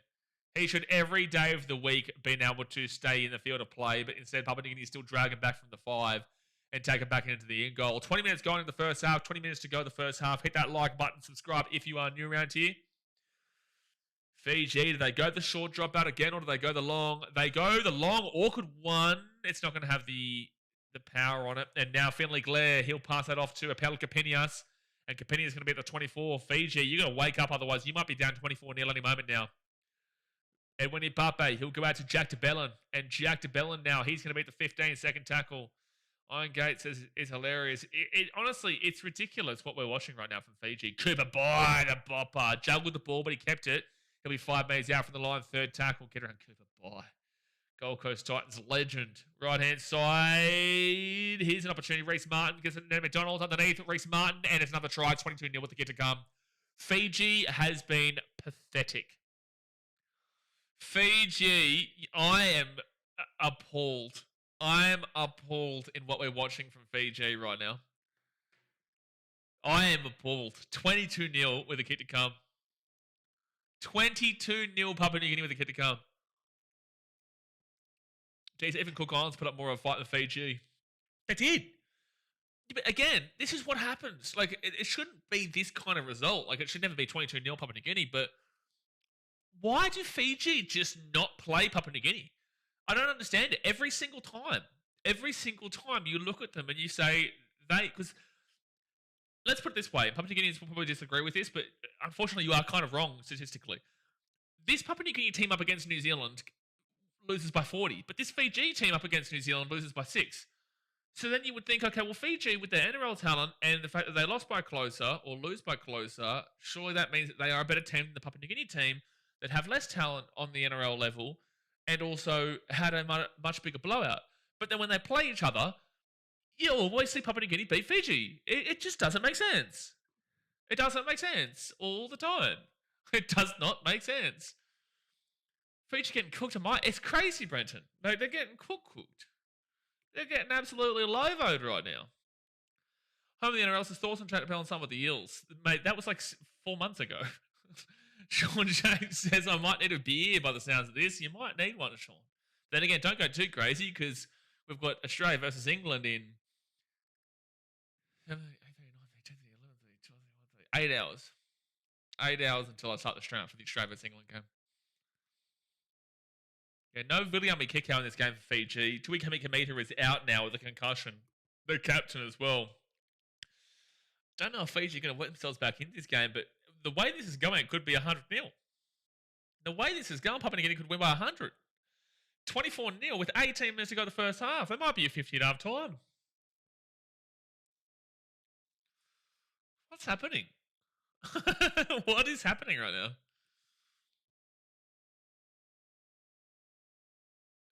They're saying that they still feel that if Fiji can get some possession, they can still come back to this game. Okay, sure, they've got like plenty of attack, but dearie me. I wonder if they get so pressured right now they go for the short kickoff at the kickoff. It'd be very funny. It would show their mentality. No, they do go for the long kick. And it will end up being a good kick. But okay, Fiji, can you get any ball here? Can you get Capinius whacked at the 13? Fiji, guys, the possession is 71% Papua New Guinea, 29% Fiji. They've had 29% of the possession, Fiji. Cooper Boy now, he's going to be at the 35, and it's going to be third tackle. Haley says, bro, as I said, Fiji's biggest defeat margin ever. PNG is the most underrated country in the rugby league fraternity. No, it's not, Haley. I've got to be honest with you. I know you're Papua New Guinea, and I know you love your country. But it's just not. When Papua New Guinea plays New Zealand, when Papua New Guinea plays Australia, when Papua New Guinea plays anybody of relevance, they do usually get pumped by more than what Fiji do. But Papua New Guinea just always seems to be Fiji. People are very well aware of what Fiji is. People are extremely aware of what Papua New Guinea is. They are extremely aware. Everyone knows where Papua New Guinea is at, right? But we saw an extremely Z team, Australian team, still put 30 past them a couple of weeks ago in the PMXII game. Whilst, with all due respect, Papua New Guinea have loads of improvement to come. And this is a really good result for them right now. Also, let's wait for the final next week. Papua New Guinea are very well estimated. They do not have the ability to compete with the big dogs, but Fiji knock on. Fiji are playing a really poor game right now. Like a really poor game. They're not playing exceptional. Papua New Guinea are beating them by their exception. Fiji are playing extremely poor and Papua New Guinea are playing really well. Right? So that's why this big scoreline is blowing out like this. But let's not pretend like Papua New Guinea are underestimated, because when they do take on teams like New Zealand or Australia or Samoa or Tonga, those teams do usually win. They do always win, sorry. But yet when Papua New Guinea beats Fiji, Papua New Guinea always beat Fiji, but Fiji compete better with those teams than Papua New Guinea do. And that's why it's so weird. So no, Papua New Guinea is very well estimated. We're very well aware of where Papua New Guinea is. 16 and a half minutes to go the first half. But again, I know you're Papua New Guinea and you want to really say they're underrated, but when it comes to the big dogs, they really aren't. But when it comes to this team, they absolutely are. Everyone underestimates Papua New Guinea when they play Fiji. Everyone underestimates Papua New Guinea when they play Fiji, but they still always beat Fiji. Always. All right, so right-hand side from Papua New Guinea, and it's going to be second tackle now for Papua New Guinea to 24. 16 minutes to go the first half. Second tackle. They roll it back off to Gator Vodal, Kubabai, and Kubabai's going to get the 15. I do like this halves pairing, though. This halves pairing has been nice today. It hasn't been too basic and bland, but Fiji are giving Papua New Guinea absolutely everything they possibly can, too. Jack DeBellin is now 9 metres out here from the line. And Kubabai! Oh, he's so close to scoring. So close to scoring. So fifth tackle now for Papua New Guinea, and they go for a short one. It's going to be putting goal there from Fiji. Fiji aren't getting any of the ball here. They're at 28%. They're about to have 26%. Fiji have had about 26% possession. Fareed Manuel says, I watch this show because for some crazy reason I always win money on rugby league. I use the same model as I do for rugby, but just make adjustments on spreads because of the points differential.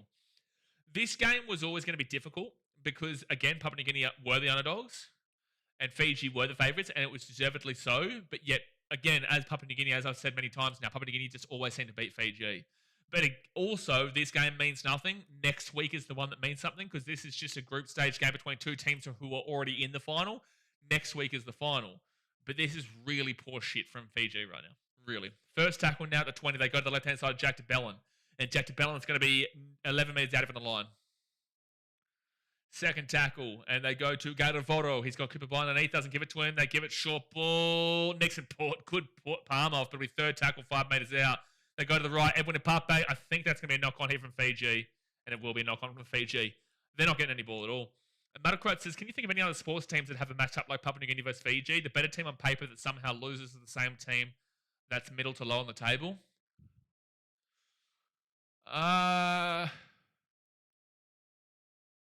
Geez, good question. I don't know. That's a good question. Maybe like a Manchester City versus Middlesbrough. Middlesbrough are usually in the championship and Manchester City are winning titles, and yet Middlesbrough still usually beat Manchester City.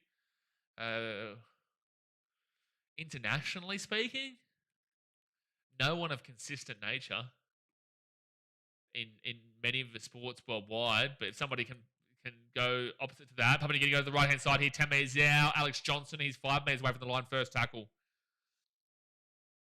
If someone can go against that and say another international matchup where the underdog always seems to beat the favourite in a specific matchup consistently, it'd be interesting. Edwin Ipape, Kubabai, try time. Papua New Guinea, 28-0 with a kick to come. You're not stopping Kubabai in that situation. As the Gold Coast Titans fan, you're not stopping him. 28-0 with a kick to come. This is diabolical from Fiji. They are now possession-wise at 26%. 26%. That is just insane. And this is why I'm really intrigued if this happens again next week. Because possession is 26% Fiji, 74% Papua New Guinea. That's absurd. The completion rate is also 66% for Fiji. 66% is absurdly bad. Runs-wise, they've had 40 less runs because of the possession. Defensively, they're at 79.58% because they're only having a tackle, whilst Papua New Guinea are at 88.68%, which isn't great considering, but they've had like 60, 70 less tackles than them. Fiji have had 6 errors, penalties conceded 4. This is absurdly bad from Fiji, and Papua New Guinea are capitalising on that, which is good. I'm really intrigued if this happens again next week, because then absolutely you have to come for Wisecap and Varata. Crystal Palace vs Liverpool is a good one, Matacrats, yeah. Iron Game says that Fiji always has a mentality problem. I really don't know if they pre-game him is helping them. I don't know what it is, man. I don't know what it is. Fareed Manuel says I got 2.35 times for a 6-point win for Papua New Guinea and just clocked the Tonga women for 3 times. Tonga women should have always been winning. They won by a lot.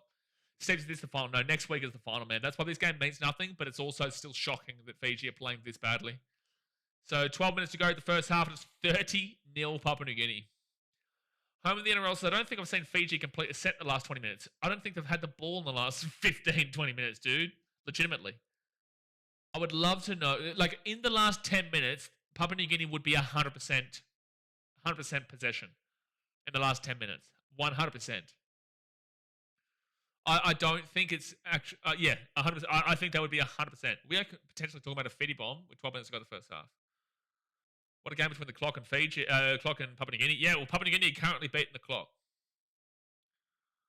Currently beating the clock. Wow. Well, wait.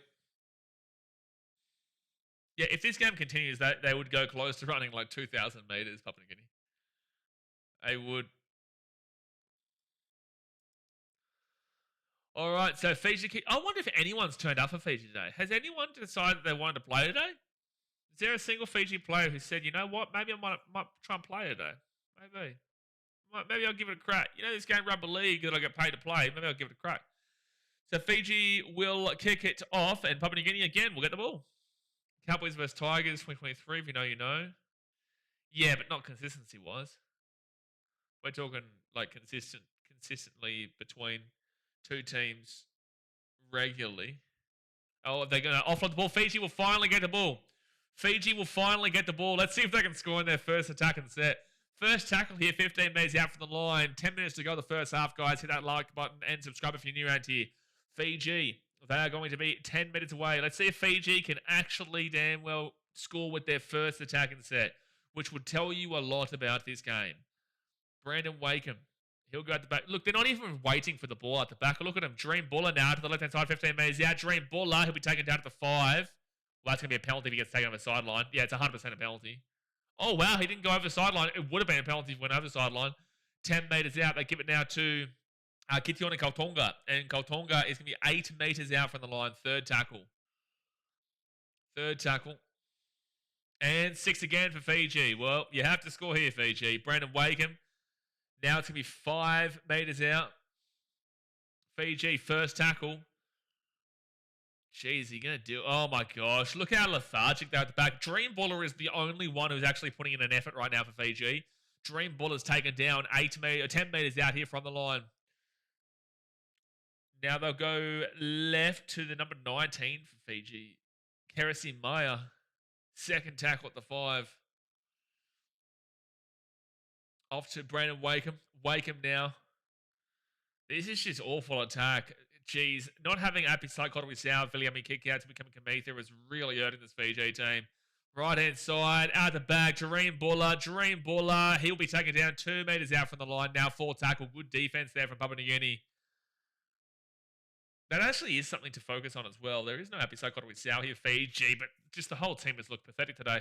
Fifth tackle now, Fiji. Are they going to do anything with it? They go left-hand side. They could have numbers. They kick this ball through. There is a player taken out over there, but I think that's going to be fine. It's going to be a drop out from Papua New Guinea.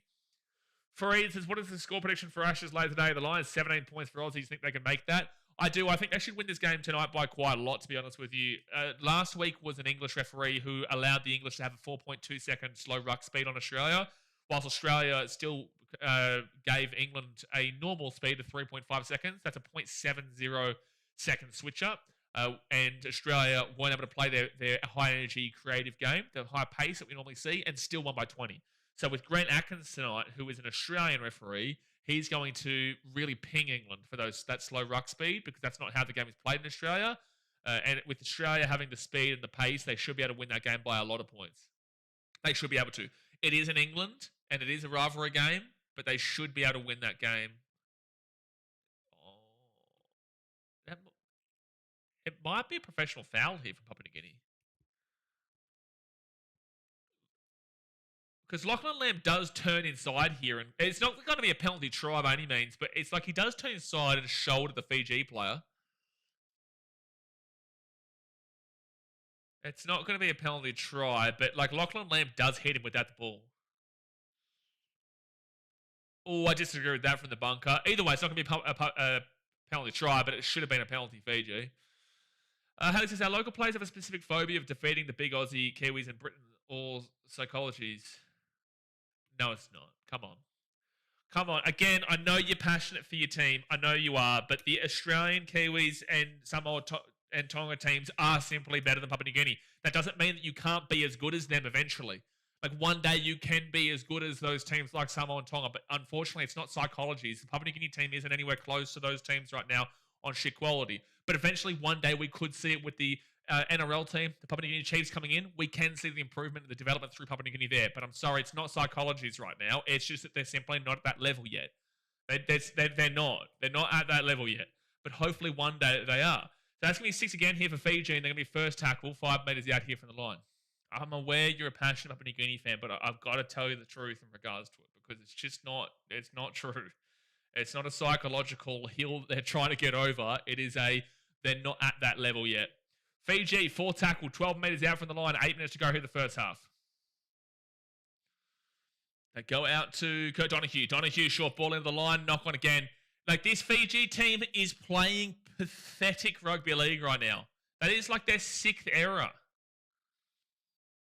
Yeah, if the commentary just said that's probably top 10 of the worst sets this year.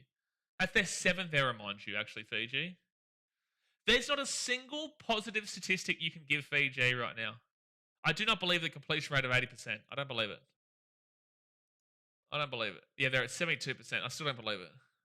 There's not a single positive stat you can give Fiji right now. Fareed Manuel says, last week the Aussies left 2 to 3 tries out there, so I'm expecting another blowout against England. That too. But I just think the referee tonight will be a lot more strict on how England slow the ruck speed down. Is AJ playing fullback or is it going to be Wellesby? AJ is playing fullback tonight. AJ will be fullback. Let's see if that changes much. It should change a bit, but they still should get beaten due to this speed tonight. I reckon the Papua New Guinea Orchids could beat the Bati. Right this very second, it looks likely. 3rd tackle now, Papua New Guinea at the 30. And they'll get to Finlay Glare underneath. And there's a knock on there from Papua New Guinea. Knock on from Papua New Guinea, and Fiji will get the pullback at the 35.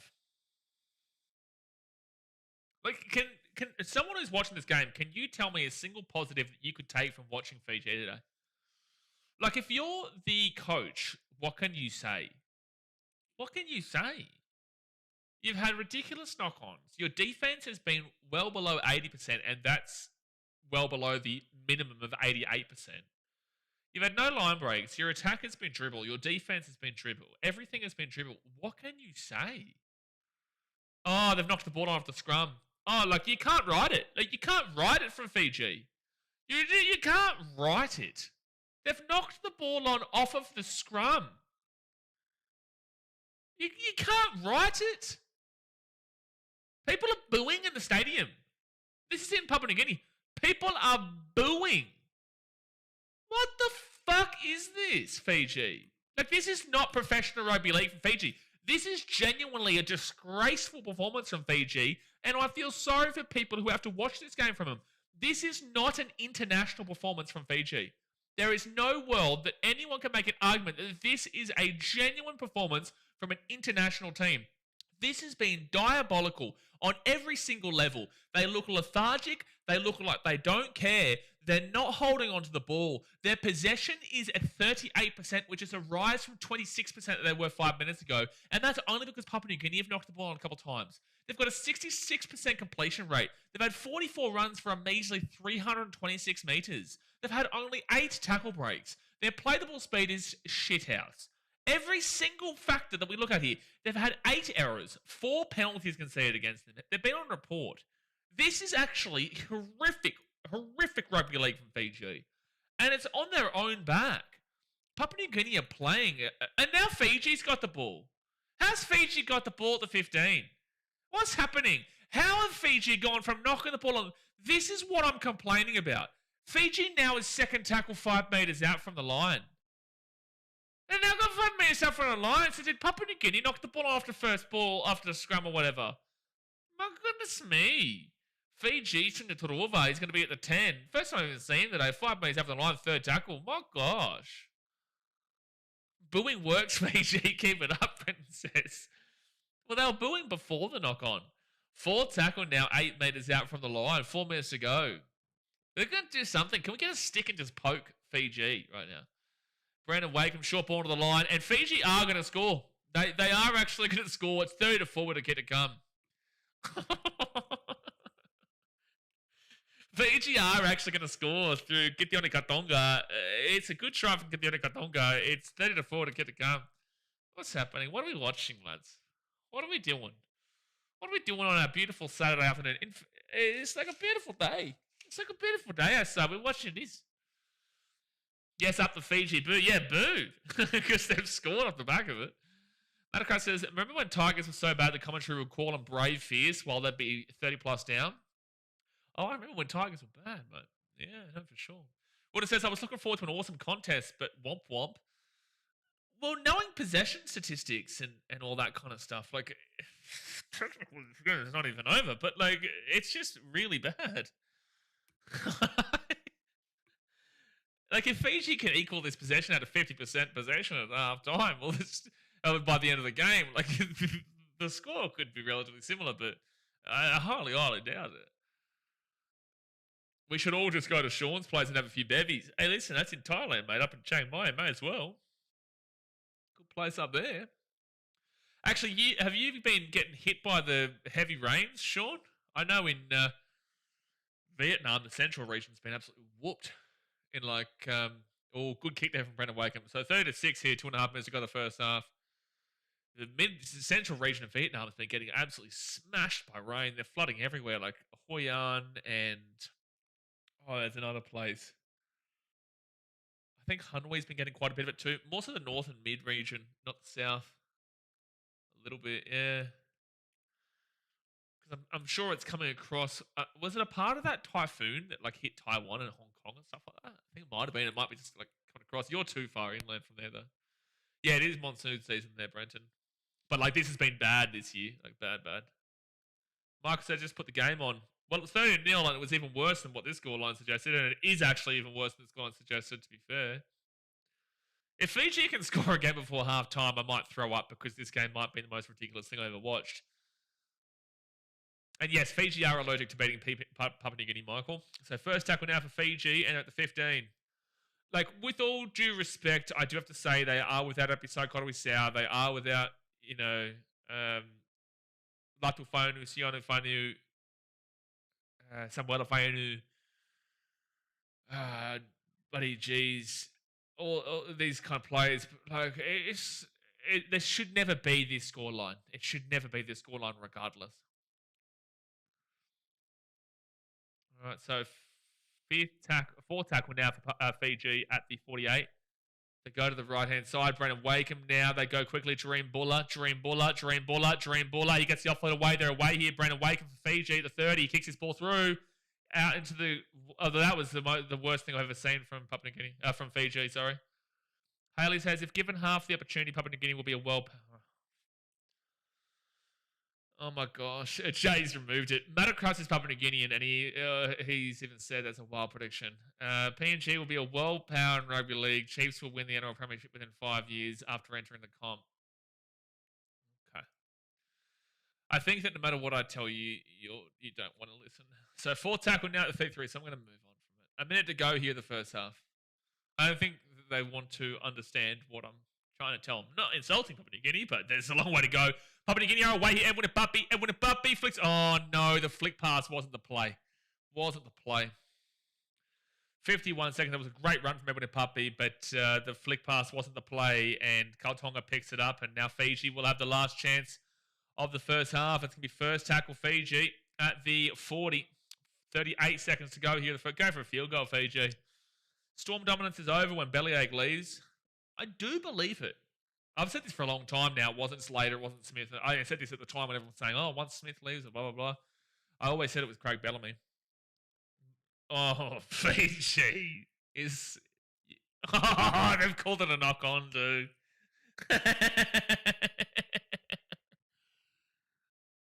Oh, you can't ride it.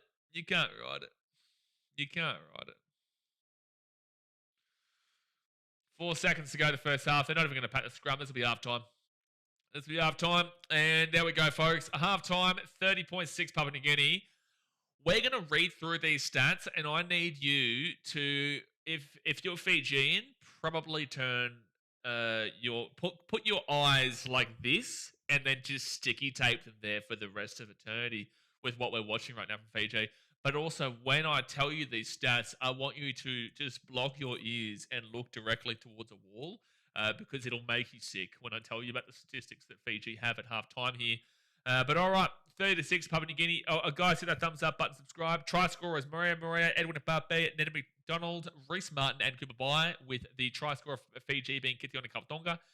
Go to possession. 55% possession to Papua New Guinea, 45% to Fiji, with 11 minutes and 6 seconds time possession for Papua New Guinea and 8 minutes and 54 seconds for Fiji. That is dribble time possession there. Realistically for both teams. Actually, yeah, that's guys, we've seen the ball in play here for less than 20 minutes this game. For less than 20 minutes of this game, we have not seen the ball in play. We have not seen the ball in play for less than... Oh, my goodness me, that's bad. Completion rate, 68% for Fiji, 11 from 16. That is dribble. You need to see at least an 80% completion rate. They are at 68%, whilst Papua New Guinea are at 77% with 17 from 22. So Papua New Guinea not so great there on the completion rate, but at least they're closer to the 80% than Fiji are by about 10%. Go to the runs. My goodness me. 80 runs in Papua New Guinea for 760 run meters. I actually probably would have expected better there. But 760, so that's 40 meters behind the 10 meters an average per run that you are looking for. Whilst Fiji are at 60 runs for 469 meters.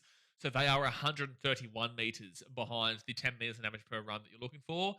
So it's not good. It's not good stuff there from Fiji. It's really bad. But Papua New Guinea is going pretty well. 40 meters off is not too bad at all.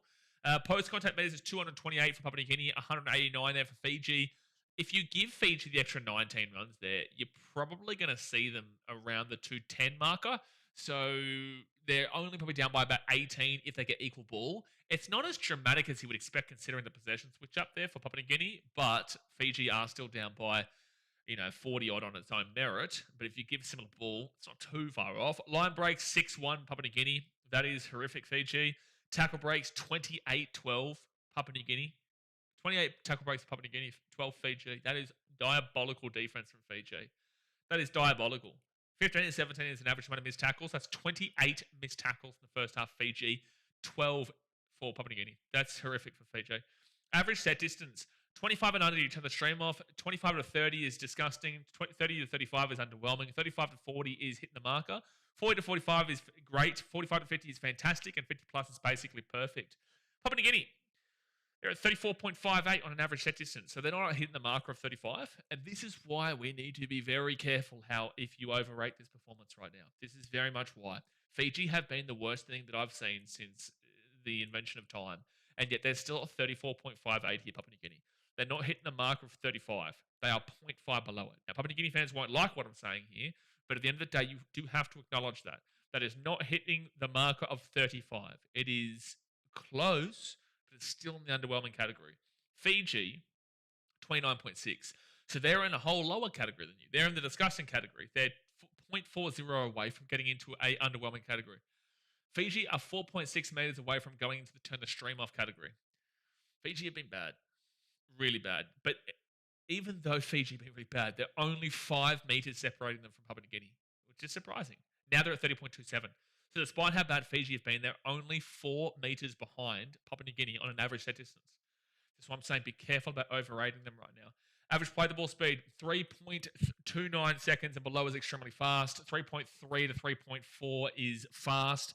3.41 to 3.6, 3.40 to 3.59 is average. 3.6 to 3.79 is slow, and then 3.8 and above is extremely slow.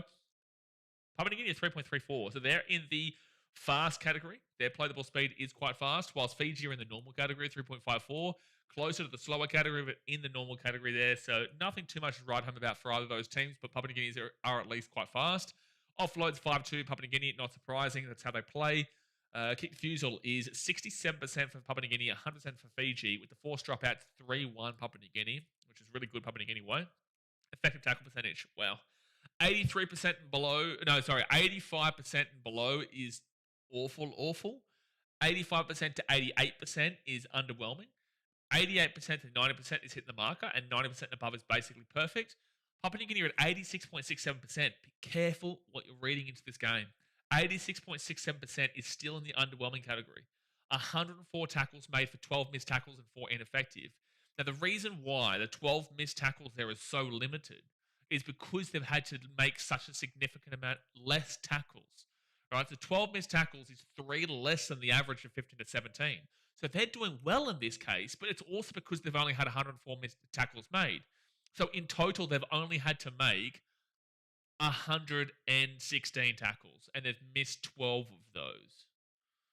They've missed 12 of the 116. So that's not fantastic. It's not fantastic, which is why they're in the underwhelming category. And the 4 ineffective tackles is good again, but 6 to 7 is the average, but they've also only had 116 tackles to work with there. So 4 ineffective tackles is lower than the average, but it's not Papua New Guinea's fault that Fiji can't hold a ball to save their life. So that is an underwhelming category of 85 to 88%. They have the 86.67%. But you look across to Fiji at 78.31%. That is horrific. Like, that is awful. 78.31% is 7% or 6.69% behind the underwhelming category. That is a full 10% below hitting the marker of 88%. They're at 78.31%. That is diabolical. 130 tackles made for 28 missed tackles and 8 ineffective. So 130 tackles made. Again, the ball hasn't been in play too much today. But 130 tackles made is still quite low. It's still quite low. But it's still 26 more than what Papua New Guinea have had to do. But 28 missed tackles is 16 more missed tackles than what Papua New Guinea have had for starters. It's 11 above the highest. The average is of 15 to 17 on the average, at 28. And the ineffective tackles is 1 higher than the average of 6-7 on the higher end. So 36 bad tackles headed Fiji in the first half, 16 bad tackles to Papua New Guinea in the first half. You cannot get too far worse than what Fiji have on an effective tackle percentage, which is at an individual level, which ultimately affects the collective. But the individual level is 78.31%, is 10% below where they need to be. That's ridiculous. While Papua New Guinea is still only still below, but 1.3%, also 1.2% below where they need to be. That's ridiculous from Fiji. Negative play, 6 errors Papua New Guinea, 9 errors for Fiji. So 3 and below is really good. 4 to 6 is average, and then 7 and above is really bad. 6 errors Papua New Guinea, they're in the average of 4 to 6. They're on the higher end, but not at least in the awful category. Fiji are at 9. Fiji are on target right now to have the same amount that Papua New Guinea had against the Cook Islands last week of 18. 9 errors is Cowboys, Knights, Roosters territory for errors. Those teams that make a lot of errors, that's where they are. 9 errors is crazy. So Fiji very much earning this scoreline right now. Penalties conceded, 4-2 against Fiji. Interesting thing to note here is that those penalties were all in the first 10 minutes. All 4 of those penalties were in the first 10 minutes. They were very ill-disciplined. Since then, they haven't given away a penalty in the last 30 minutes, which is interesting. 2 penalties conceded for Papua New Guinea isn't too bad. Ruck infringements, 3-0 against Papua New Guinea, though. That's not great. That's giving them 6 against. So ultimately, this has been one of the worst performances I've ever seen from Fiji. Could this change around? Sure, but I think that right now, forget this game if you're Fiji and just focus on the Cup game next week. Just focus on winning it next week, because right now, if you win this game, it's humiliating Papua New Guinea, and I don't think they'll get humiliated at home. There's no way that this game should finish up even relatively close. But you know, we've still got 40 minutes to go here. Still plenty of time for this to change around, but for the time being, Papua New Guinea are dominating. But also be careful, because they haven't got an 80% completion rate. Their run meters are decent enough. Their play the ball speed's good, but their defense hasn't been great, considering they haven't had to make too many tackles. They've still given away quite a few errors. And Fiji have kind of given it all to them. So whilst Papua New Guinea have well and truly deserved this scoreline, be a bit careful in regards to completely going all in, balls to the wall with them. Best sports, can we talk about that try assist from Milne? Let's go, baby. Best sport, I don't even want to talk about Fiji existence in rugby league as we currently speak after that first half. that we've just seen. Libby says, rest of the race has got suspended, lightning and rain. Damn it. Iron says, I'm telling you, BKR, this coach needs to pack his bag and hit the road. Yeah, I will say, the only really positive result that I can remember from Wise Varata's Fiji team would be 24-18 controversial loss to New Zealand in the World Cup. You're right. That's probably the only positive result. Again, Fiji have not been anywhere close enough to beating Papua New Guinea in this Pacific Bowl. And it's like Fiji should be, but they don't. So you would be leaning towards Wise. However, the unfortunate thing with Fiji is that this is Papua New Guinea's first string lineup. But the unfortunate thing with Fiji is that they don't have guys like Viliami Kikau.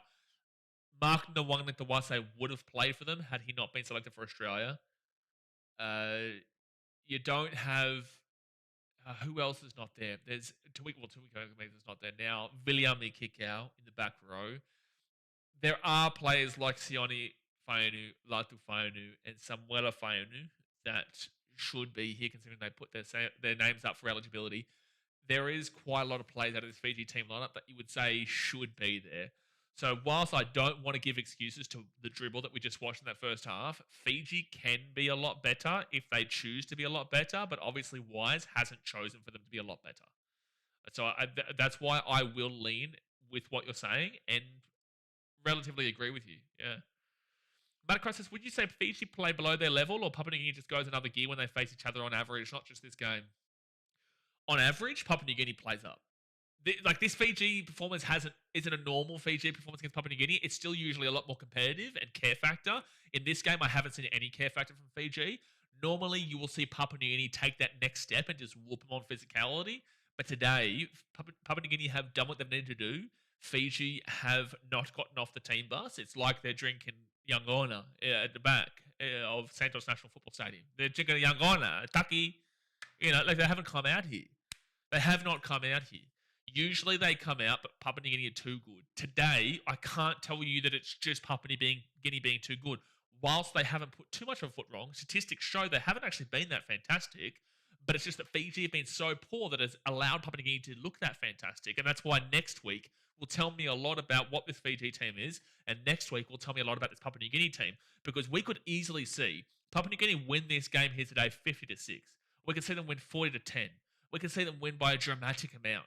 And then next week, the Islander mentality in rugby league and in sports in general, and we see this with Fiji a lot in sevens and rugby union and whatnot, is that the mentality is that they come in with a we've already won this game mentality, we've already won this game mindset, and then they get whooped off the park. We saw this with Fiji against Papua New Guinea 2 years ago in 2023 when Fiji won the first game 43-16 in the group stage, the Pacific Bowl against Papua New Guinea, and then the week after got towelled up by Papua New Guinea, and Papua New Guinea won that game very, very easily because Fiji came in with the expectation that the same result was going to happen. So I really hope that we see difference in Papua New Guinea next week where they come in and think, well, that's not the same result. Fiji can come out and do better this week, and they should do better this week, so we're going to have to really up our aggressiveness and our physicality. That's what we need to see from Papua New Guinea next week. But also, I want them to finish off this game here well and don't let Fiji come back into the game, which is what they allowed Cook Islands to come back into the game. Nathan Samuel, appreciate you for joining up as a BKR member, bro. Appreciate you for joining up. Get around you, brother. Get around you. Brenton says that play the ball speed in this game compared to the Poms game shows how rigged the English refs are. Well, this is the thing, Brenton. I don't know if you're waiting up and staying up with us tonight for the game, but Grant Atkins is the referee tonight. So, yes, you're right. There's a 3.5 seconds that England got, which is average for the NRL. And then there's 4.2 seconds that Australia got, and they still won by 20. So it tells you a lot about what tonight's game should be. It should be a big result for Australia. It really should be. It would be a surprise. It would be a surprise if England could maintain. The speed tonight is going to be under an Australian ref. The speed tonight might be ridiculous. Haley says, all their talents, Fiji in full force. Wrong. It's not true, Haley. So many of your comments today have been so untrue. Papua New Guinea dominate. Let's give credit where credit's due. Come on, bro. Be real with all due respect. Everything that I have said to you today is legitimate. Please explain to me what I have said to you that is a lie. If you can explain to me what I've said to you that is a lie or incorrect, because right now you're the one being biased and you're refusing to acknowledge the facts about this game, previous games, and also just the overall NRL and rugby league. Unfortunately, I do have to bite back at what you are saying because you are incorrect in regards to what you are saying for the majority. to suggest that Fiji are at full strength here, I'm not taking away from how poor they've been. Second half has started, by the way, Papua New Guinea ball, third tackle at 40. If you can debate and tell me that Fiji would have selected this team if they had Apisai Koroisau, a starting number 9 for the US Tigers and has won multiple premierships in the NRL, they wouldn't have selected him.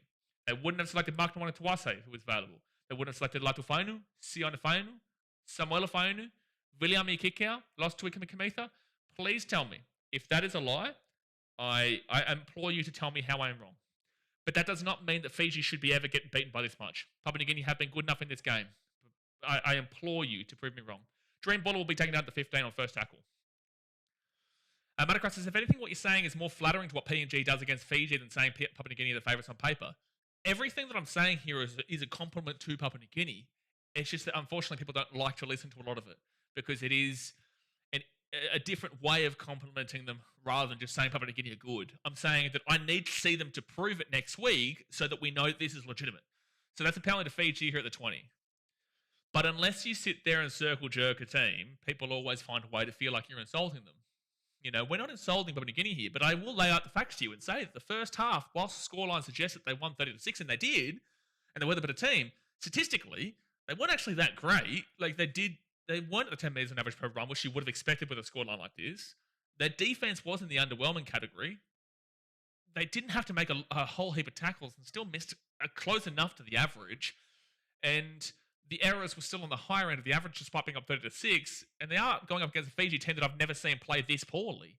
And it's like, well, you can take it as an insult, or you can say, well, next week we just need to be a lot better because they're probably going to be fired up again, on a whole different level next week. But if Papua New Guinea can play like this now, and then next week that'll prove it to you that Papua New Guinea are legitimate. But we still reply to last week's Cook Islands game where you're like, well, there's a lot to improve on here. But Fiji, 4 tackles here at the 20.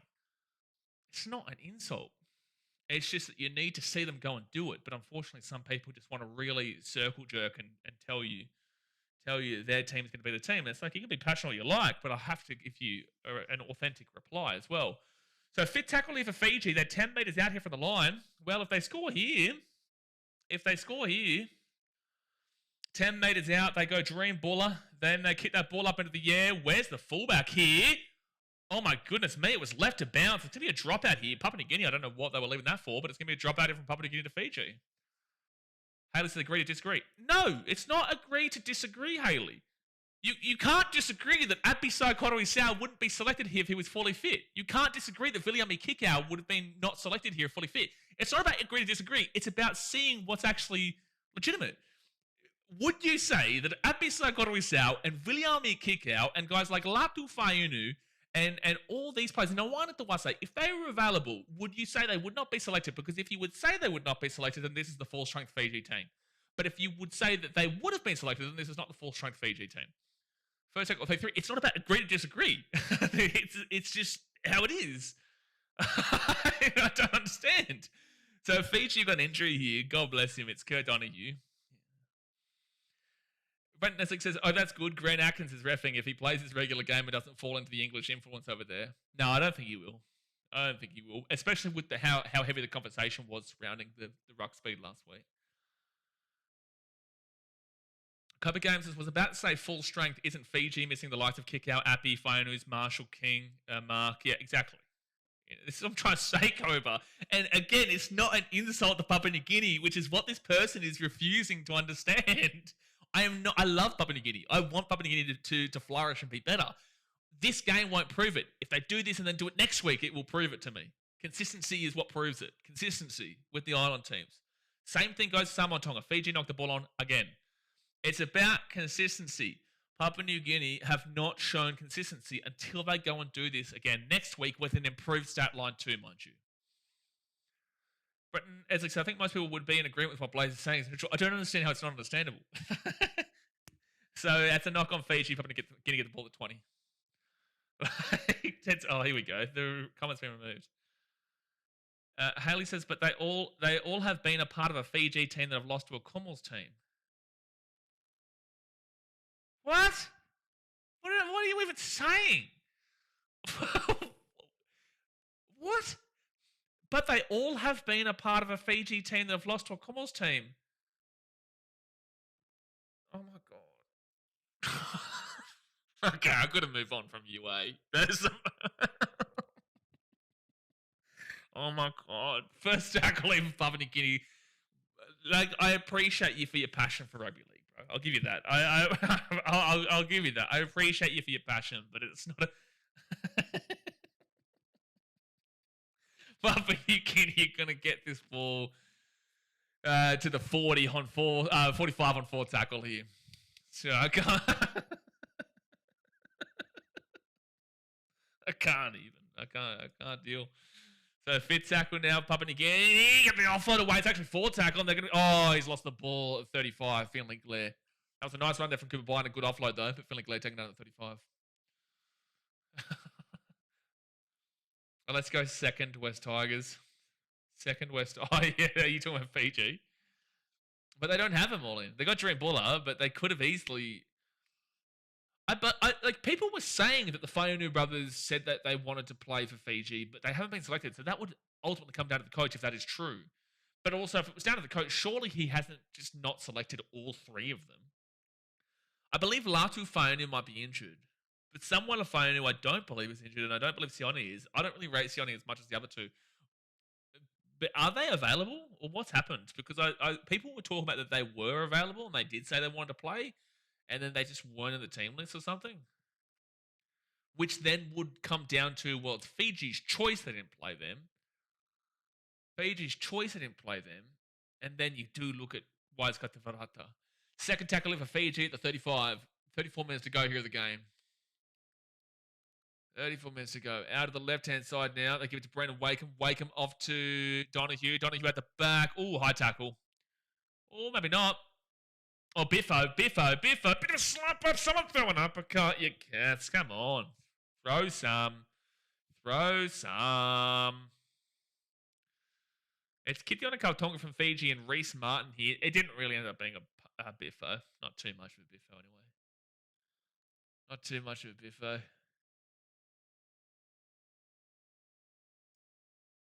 Either way, guys, next week we'll tell you everything you need to know about this Papua New Guinea performance. If they do it again next week, I thought they said they will commit to Fiji for the might be for the 2026 World Cup. Okay, well then they didn't have them available here this time. Okay, that's really interesting. That'll be a pretty good Fiji team actually. You're talking Dream Baller fullback, Alex Johnson wing. No, Alex Johnson wing. That's Papua New Guinea. No one twice they won't be there, but you'll have Dream Baller. You'll have Sunil Drova. You will have. Oh, there was a winger who is out late here. 4 tackle at 25. You'll have Apika Sokol with South. I wonder what they do with their halves though.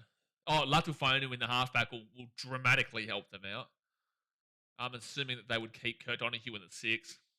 They'd have Twickham and Kamika. They'd have William and Kickout. They'd have Apika Sokol with South. They'd have Samuel Fainu. Back row of Samuel Fainu and William and Kickout is huge. Into the sun. I think that's a try Fiji. This could be a try Fiji. They're going to check this bunker. This might be a try Fiji, which would make it 30 to 10 with the kit to come. 33 minutes to go.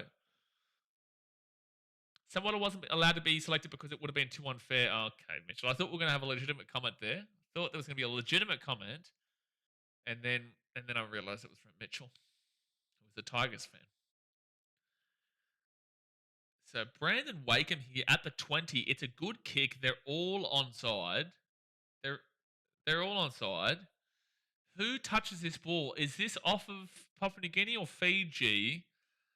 2 minutes up. He's looking into the sun here. It's a difficult one for Alex Johnston. And this might be a knock on Fiji. This would be interesting. What did the referee say? What did Adam G say? Did Adam G say this was a knock on Papua New Guinea or knock on Fiji?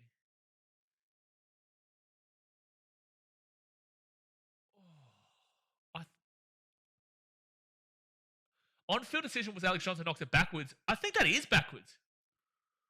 I think that supports it. This might be a...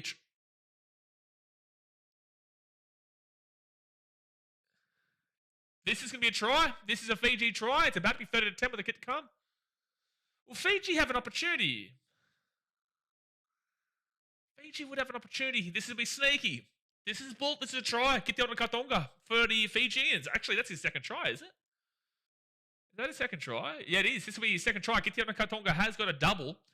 And is 32-10 with a kit to come. Well. Motocross says, do you think Xavier Coates stays with the Aussies for the World Cup? Probably, because Mark Nwani and Tawase won't be there. Stephen Carr says, thank you for the live stream. We're live for every single rugby league game, man. We're very passionate. We talk about the game. We have Muppets who join the stream, but we have a bit of a laugh and we enjoy it, man. So we've got this game. Later on tonight, we'll have Australia versus England that we live for very early in the morning for all of us in the Southern Hemisphere. And we'll have Tonga versus New Zealand tomorrow. Tonga need to beat New Zealand by 18 points or more to play Samoa in the final. Otherwise, New Zealand will play Samoa in the final next week. But we are live for every game, mate. Mitchell says, look at the Tigers development team, man. Shut up, man. 32.5 minutes to go of the game. Can Brendan Wakeham get this kick to make it an 18-pointer? He will not. Will not make the kick. That is a big missed kick there. So that keeps it 20s. That's 4 scores rather than 3. 3 convert tries would have been doable. 3 convert tries and a penalty/try is not out of the equation, but it makes it a lot harder. Makes it a lot harder. All right. Well, at least we've seen a little bit of fight out of Fiji in the second half compared to the dribble we saw in the first half. Bradley getting around it. It's interesting, though, Motocross. I'd probably say he does because you would be selecting Xavier Coates and Addo-Carr. Because if they don't select... If Coates did go to Papua New Guinea, then you would have Addo-Carr and maybe Lomax? Would Lomax be the winger? So they go to the right-hand side here. Fiji, now it's going to be third tackle at the 35.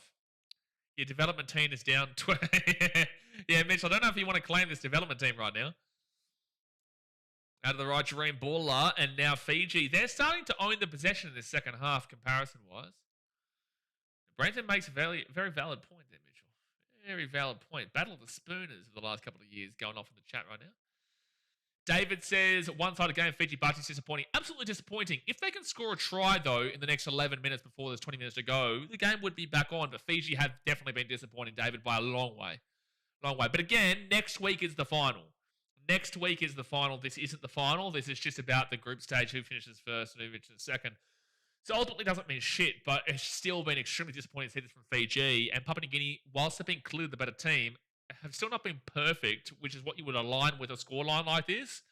So that's why next week will be very interesting if Papua New Guinea can carry the momentum from the first half into the second half here for starters, but also into next week and not get ahead of themselves. Whilst Fiji, can they bring themselves back from a really poor performance? Yeah, this is weird from Papua New Guinea. Go to Fodder, though. Good step. He'll be taking out the 45 at fit tackle. 30 minutes to go here at the game, guys. 30 minutes to go. Hit that like button and subscribe if you're new around here. Motocross says, I like the Maria kid. I hope he gets a chance in the NRL or Super League. Agree. Oh, Papua New Guinea made a mistake. And it's going to be a penalty to Papua New Guinea for interfering with the attacking side. He must have taken a player out the ball. Well, penalty to Papua New Guinea. That's huge because that would have been fit tackle. Motocross, I said before the game started that I thought Morea was their best player last week, even though they weren't great against Cook Islands. And then today, he's clearly been their best player again, in my opinion. Yeah, there is contact there from Sunya Torova. So this is a penalty to Papua New Guinea and legitimate. It's a legitimate penalty. The issue with Morea getting a spot in an NRL team, though, is that there's not really a shortage of NRL caliber fullbacks right now. That's why you're seeing the Storm aren't too upset they're losing Papanausen because they do have Swalavi Fa'alongo. There's plenty of teams that have plenty of fullbacks. Here we go. Morea. Will be 5 minutes after the line, second tackle. Papua New Guinea with an opportunity here to hit right back. Oh, lagging. It's been classic. It's been classic. Third tackle now for Papua New Guinea, and they're going to be 7 meters away here from the line. Edwin Ipape. They go out to the back to Jack to Bellin quickly. Short ball into the line. Good try, Papua New Guinea. That's a good try.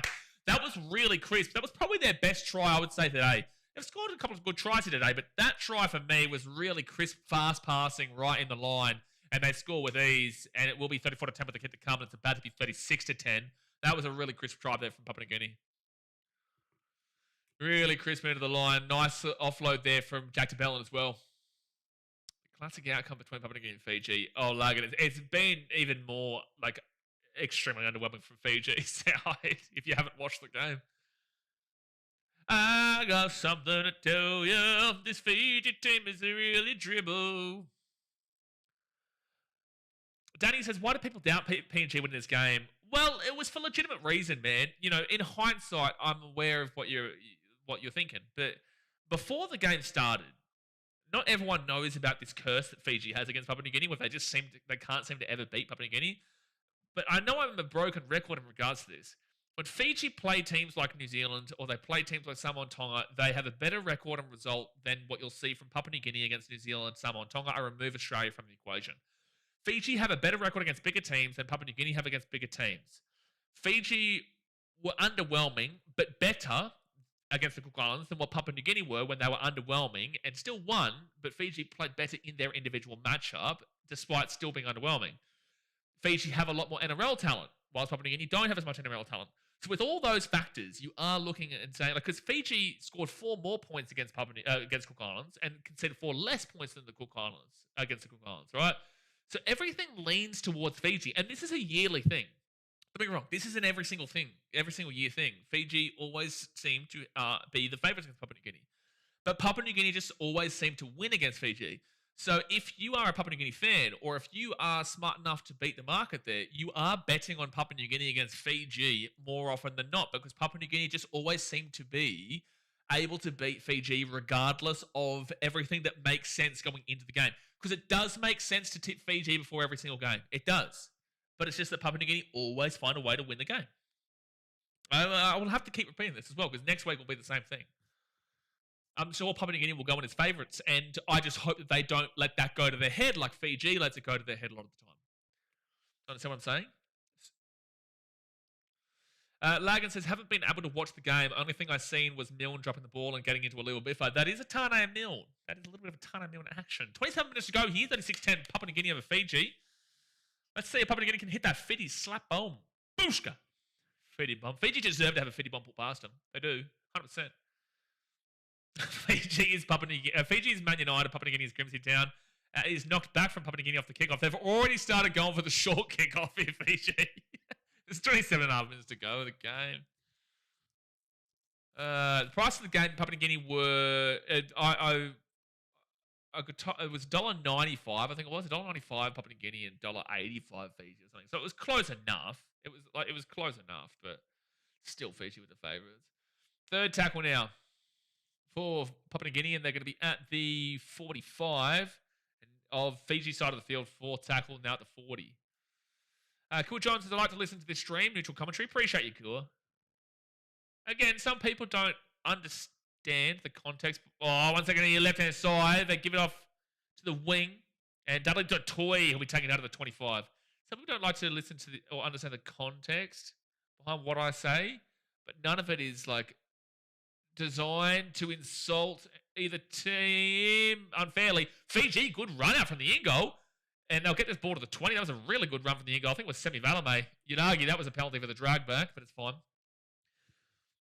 I've really liked Edward Pape today. I think Gaira Voro has had a really good game. The 5'8" for Papua New Guinea. Morea has still been incredible.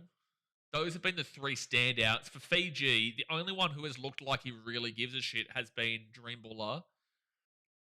And that's really about it. He's kind of been their only decent... Well, I guess you've seen Kitiona Katonga score 2 tries, so I'll give him credit too. So Fiji are at the 40 on 4 tackle on their own side of the field. Tane Milne. Let's see what he does, because usually he'll get binned around this time of the game. That flat bit of your cap I can watch of the game. Can you watch the rest of the game on the side? Wait, what? Are you saying like on my cat? Oh, here we go. Fiji. Oh, I think it's knocked back from Papua New Guinea, and they will get the ball at 10. Very lucky. Well, it does go backwards. What's happening here? Why are they arguing? It was clearly backwards. How's the goat waking been today? Oh, absolutely awful. Yeah, no, absolutely awful. Papua New Guinea get the offload away, and they're going to beat the 15. Why were Fiji so desperate to claim there was a knock on it? It went backwards by like 5 to 10 metres. Yeah, no, absolutely awful, Logan. Third tackle. Who here in the stream is going to be staying up with me tonight to watch Australia versus England? Comment in the chat if you're going to be watching Australia versus England with me. So fourth tackle now. Papua New Guinea at the 45. Fourth tackle. Bellin, Cooper bite. And he'll be taken out the 50. Good work to hold on to that ball there from Cooper. Fifth tackle. 24 minutes and 40 seconds. They'll kick that ball into the corner where no one really is. But Dream Baller will get back to the 5. And let's see a little bit of enthusiasm here, Fiji. They get away from one. Good run from Dream Baller. And he'll be taken down by Cooper Bite at the 25.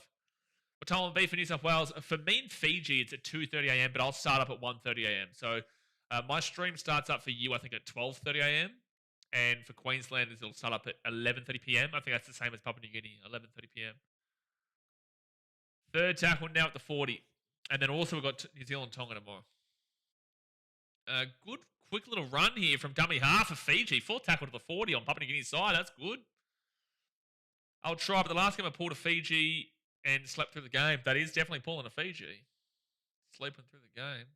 Brandon Wakeham gets it back here to Tane Milne. Tane Milne gets the ball offloaded. Here's a quick run here. Semi Valame, he'll get that ball to the 25. Tried to get the offload away, but couldn't get it. Fifth tackle now. Fifth tackle, down by 26 points. That missed conversion is just huge. Like, if Fiji were able to score here, it's still going to be a 20-point game.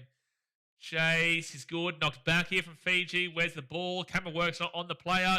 Can't see where the ball is, and Papua New Guinea get the ball.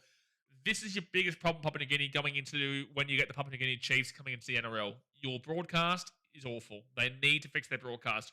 I didn't even know where the ball was just then because the camera work was on players literally just walking in backfield. Oh, lost ball even Papua New Guinea. So Fiji going to get the ball at the halfway point.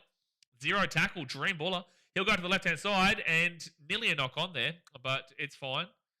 They'll get this ball to the 45 on zero tackle. Mate, what do you reckon? What do I reckon? What am I reckoning? Zero tackle for Fiji at the 45. And now they'll be at the 40 on first tackle. 6 again, but it doesn't matter. Oh, no, it's zero tackle. Yeah, it is zero tackle. Just play the ball, dude. Just play the ball, Katonga. Out to the right. Now they'll go underneath to Bape. Pape was the one who made a huge tackle there. So I was trying to listen. Now it's a penalty. Papua New Guinea are holding down way too long. They're holding down way too long there. 22 minutes left. the Papua New Guineans, the crowd chanting bullshit. It was very clearly that was going to be a penalty. Tony says, I'm watching on TikTok live and people on the stand had better quality camera than the TV coverage. It's an unfortunate fact about Papua New Guinea, dude. It's something they really need to invest in going into 2028 when they come in. Because we can't watch it on this quality when the NRL's on. We just can't. We need them to invest. What's happening here? Oh, there's an injury to go to Voro. God bless him. I think he's all right. I think he's okay. I'd really like Papua New Guinea to not give up 20 points in this game because Fiji don't deserve 20 points in this game. If Fiji can still score 20, next week will be interesting. If they can't score 20, then I've got Papua New Guinea to win next week again. Easy. They'll spend millions on private resorts for players, but God forbid they spend a couple of grand on decent camera. Well, it's not as easy as a couple of grand, but yes, broadcast is very important. Okay, Fiji, here we go. Here's a chance. 10 metres down from the line. Second tackle, 22 minutes to go of the game. They roll it back, go to the right, off to Wakeham. Wakeham at the back. Here's a chance of Fiji. They run into each other effectively, and it'll be third tackle, 5 metres out. Third, now, actually, they'll go back to the 10. So third tackle for Fiji. Dream Baller, short ball into the line. Try time, Fiji. 36-14 with the kick to come. 36-14 with the kick to come. And it's Solomone Saukuru with the try time. And they still need to score 4 converted tries. Oh, not 4 converted tries. 3 converted tries and a penalty. But at least they've woken up a little bit in the second half, I guess, Fiji. Metacross says, I hope the NRL just sends their own people. If they look here, the quality won't change. So many relatives of politicians will be managing the cam/commentary. I can't speak on behalf of that. I don't know anywhere near enough about that. But I understand what you're trying to say. So Sakuru with the try time. He's a tiger, isn't he, Mitchell? Shouldn't you be jumping up and celebrating right now? Shirt off and all. So 20 minutes to go here at the game, guys. Hit that thumbs up button and subscribe. 20 minutes to go here at the game. It's still 36-14. Papua New Guinea. 22-point game right now. Brandon Wakeham. He will miss the kick. So he has been awful today, Wakeham. Like, he's been awful. Because if he hadn't missed these 2 kicks, it would be an 18-point game. It would be doable in 20 minutes. But now it's like 4 converted tries we're talking. Leon, this is the final Pacific Bowl final as well, if I'm not mistaken. You are mistaken. Next week is the Pacific Bowl final between Fiji and Papua New Guinea. This game effectively means nothing. It just effectively means where they finish on the group stage, which will be either first or second. Next week is Fiji versus Papua New Guinea in the final. Next week. Thing is that the money gets spent, but the 250k equipment is non-existent, but the purchasing office has a new car. Fair enough, yeah. Fair enough. Mitchell says, I woke up this morning and said to myself, Solomon and Salkoro would score. Did ya? Well, he scored last week, or 2 weeks ago when Fiji played, so he scored in back-to-back games. Now, Fiji, you're going to get this ball to the 15. Like I said, I just don't want to see Fiji get to 20, because I think that'd be disappointing from Papua New Guinea's second half standards. But if Fiji can score in the next 5 minutes, it's actually like a relatively game on. Dream baller, he's going to have the ball at the 35 to the 40, second tackle. Leon says, oh, no, I meant, isn't it the same matchup? Yes, the same matchup. Yeah, you're right. And now Fiji at the 50, get the offload away. Tane Milne. And they get away. They get away, Fiji. They get away. No, what? They're going to pull him up for an obstruction here, Adam G says. Where's the obstruction? What is he penalising him for? Oh, he's held on to the defender maybe after he's got the offload away. Like it says, unrelated note, how about Tyrone Munro? Looked like a young Latrell Mitchell out there, but seems to have wasted all. I guess it's not surprising considering the area he grew up in. I'm not going to speak on the area he grew up in, but it's very disappointing for sure. Yeah, Tane Milne clearly holds back Cooper by, and then he runs through the hole there for Fiji. So it is a penalty, a legitimate penalty there for Papua New Guinea, and they're going to be 28 metres out here from the line. He's just injury-ridden Lagan. No, Leon, he's referring to something else, unfortunately. So first tackle for Papua New Guinea. He's talking about Tyrone Munro, but he's not referring to injuries. What the heliante is going on here? Well, this is very typical between Fiji and Papua New Guinea. Look outside, Papua New Guinea. I think he scored. This will be very interesting if he gets this ball down. I think he scored here. I would go up with the benefit of the doubt as a try. In NRL, you're guaranteeing that a winger scores that. But Dudley Datoy, does he put this ball down?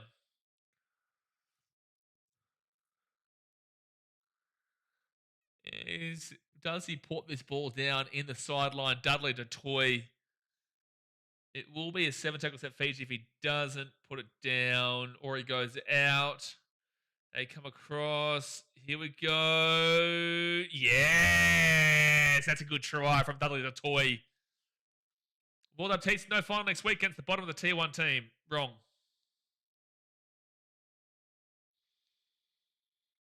Wrong. That, my friend, is... If it's right, I'd love to see it, but that's not what we've heard. But that I don't believe that promotion relegation thing is happening this year, mate. Do we know where Puppy is going? Probably to R360. That's a try time for Dudley Datoy and Papua New Guinea. I shouldn't have said it straight up wrong to you there, Walled Up Tees. I shouldn't have. But I don't believe so. I believe that's not happening this year.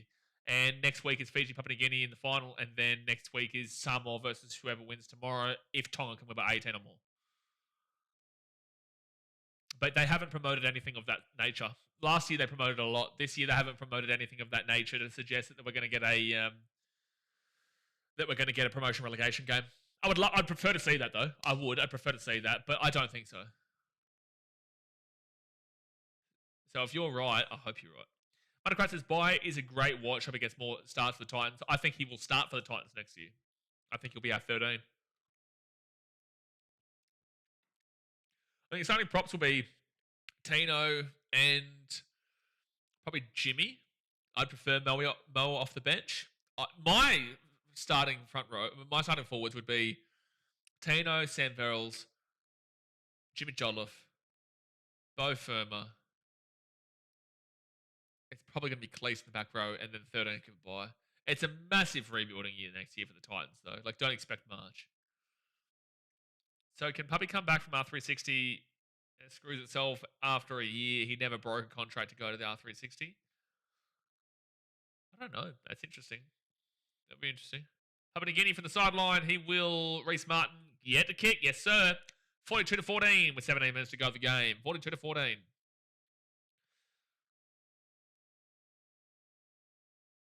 I think he probably would because it's not a broken contract, Brenton. If it was the end of a contract, then you can't.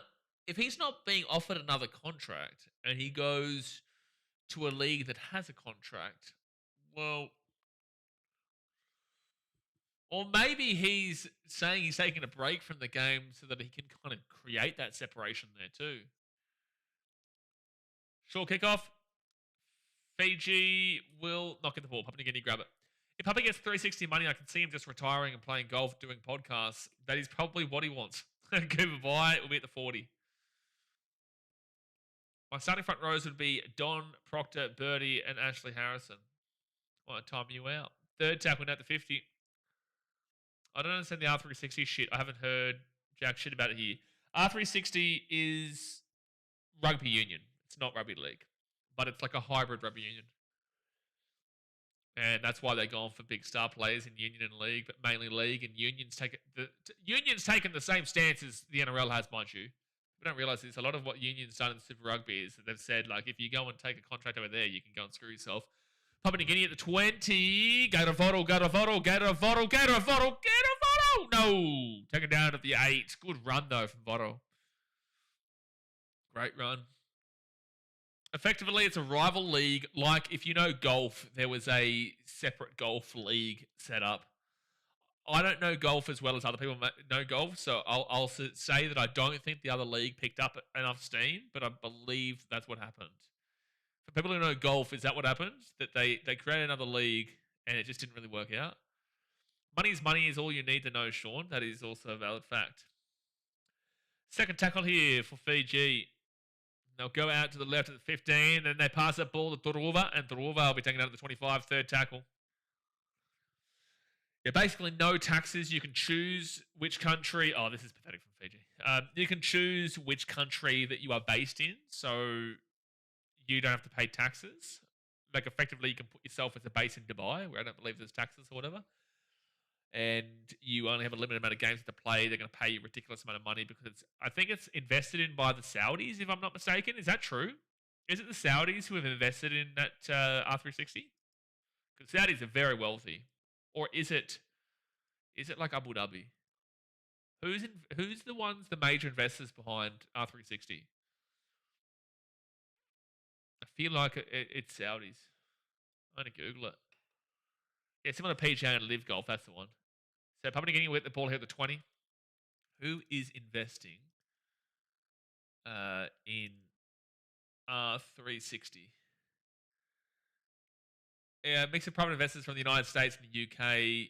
Oh, okay. United States and the UK. So it's not... though a Saudi Arabian public investment fund is... Oh, not involved. Okay. So it's not the Saudis. It's USA and UK. An investor in Baller League. Oh, okay. Baller League with like KSI and all that. All right, so third tackle at the 5. I would cover it at the start just to see how it tracks. I would do a couple of streams for it. Papua New Guinea might score again here. Ooh, fourth tackle, 2 meters out of the line. I don't think it is Saudi. Like, that's not what Google says. It's more UK and America. Out of the right. That could be wrong. That's what it suggests. Papua New Guinea scored. Try time. Papua, Papua, Papua, Papua, Papua, Papua New Guinea. Try time, Papua New Guinea. Down the right, 46-14. To the Kumuls. Chris says, I like what that sports commentator said about money over passion or whatnot. I'd go to hell for 10 million or whatever he said. I'd go to hell for 10 million. Jeez, what a raucously bad statement. I don't think you would want to do that, mate. I don't think you'd want to be doing that.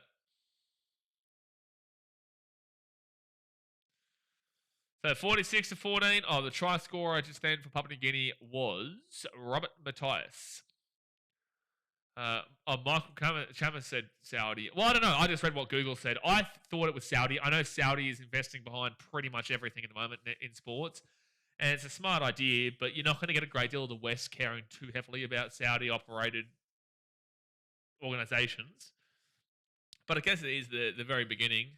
But like when they signed Cristiano Ronaldo and whatnot to the Saudi league, it's like people followed Ronaldo, but once Ronaldo's gone, no one's going to give a shit. And no one really gives a shit as we speak.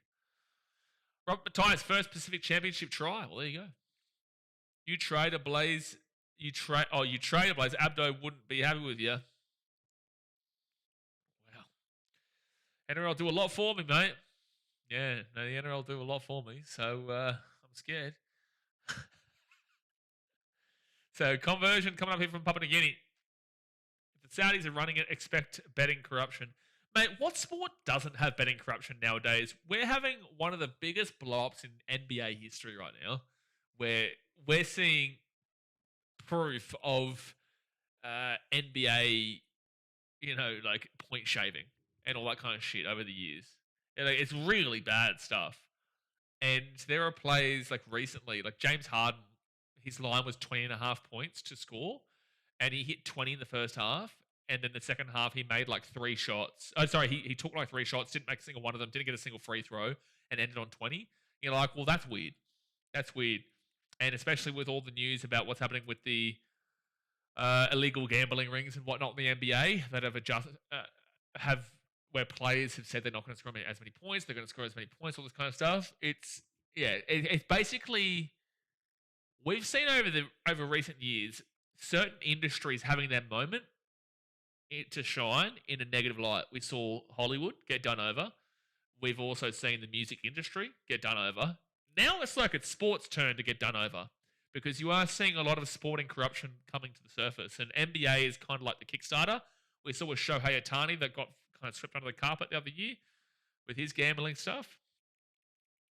I wouldn't be surprised if this continues to blow up. Cases come back on, I reckon. That comment makes me sick. Third tackle now for Papua New Guinea at the 50. Brent says, I'm sure the Saudis will pay you to cover it. Saudis, hey, listen to me.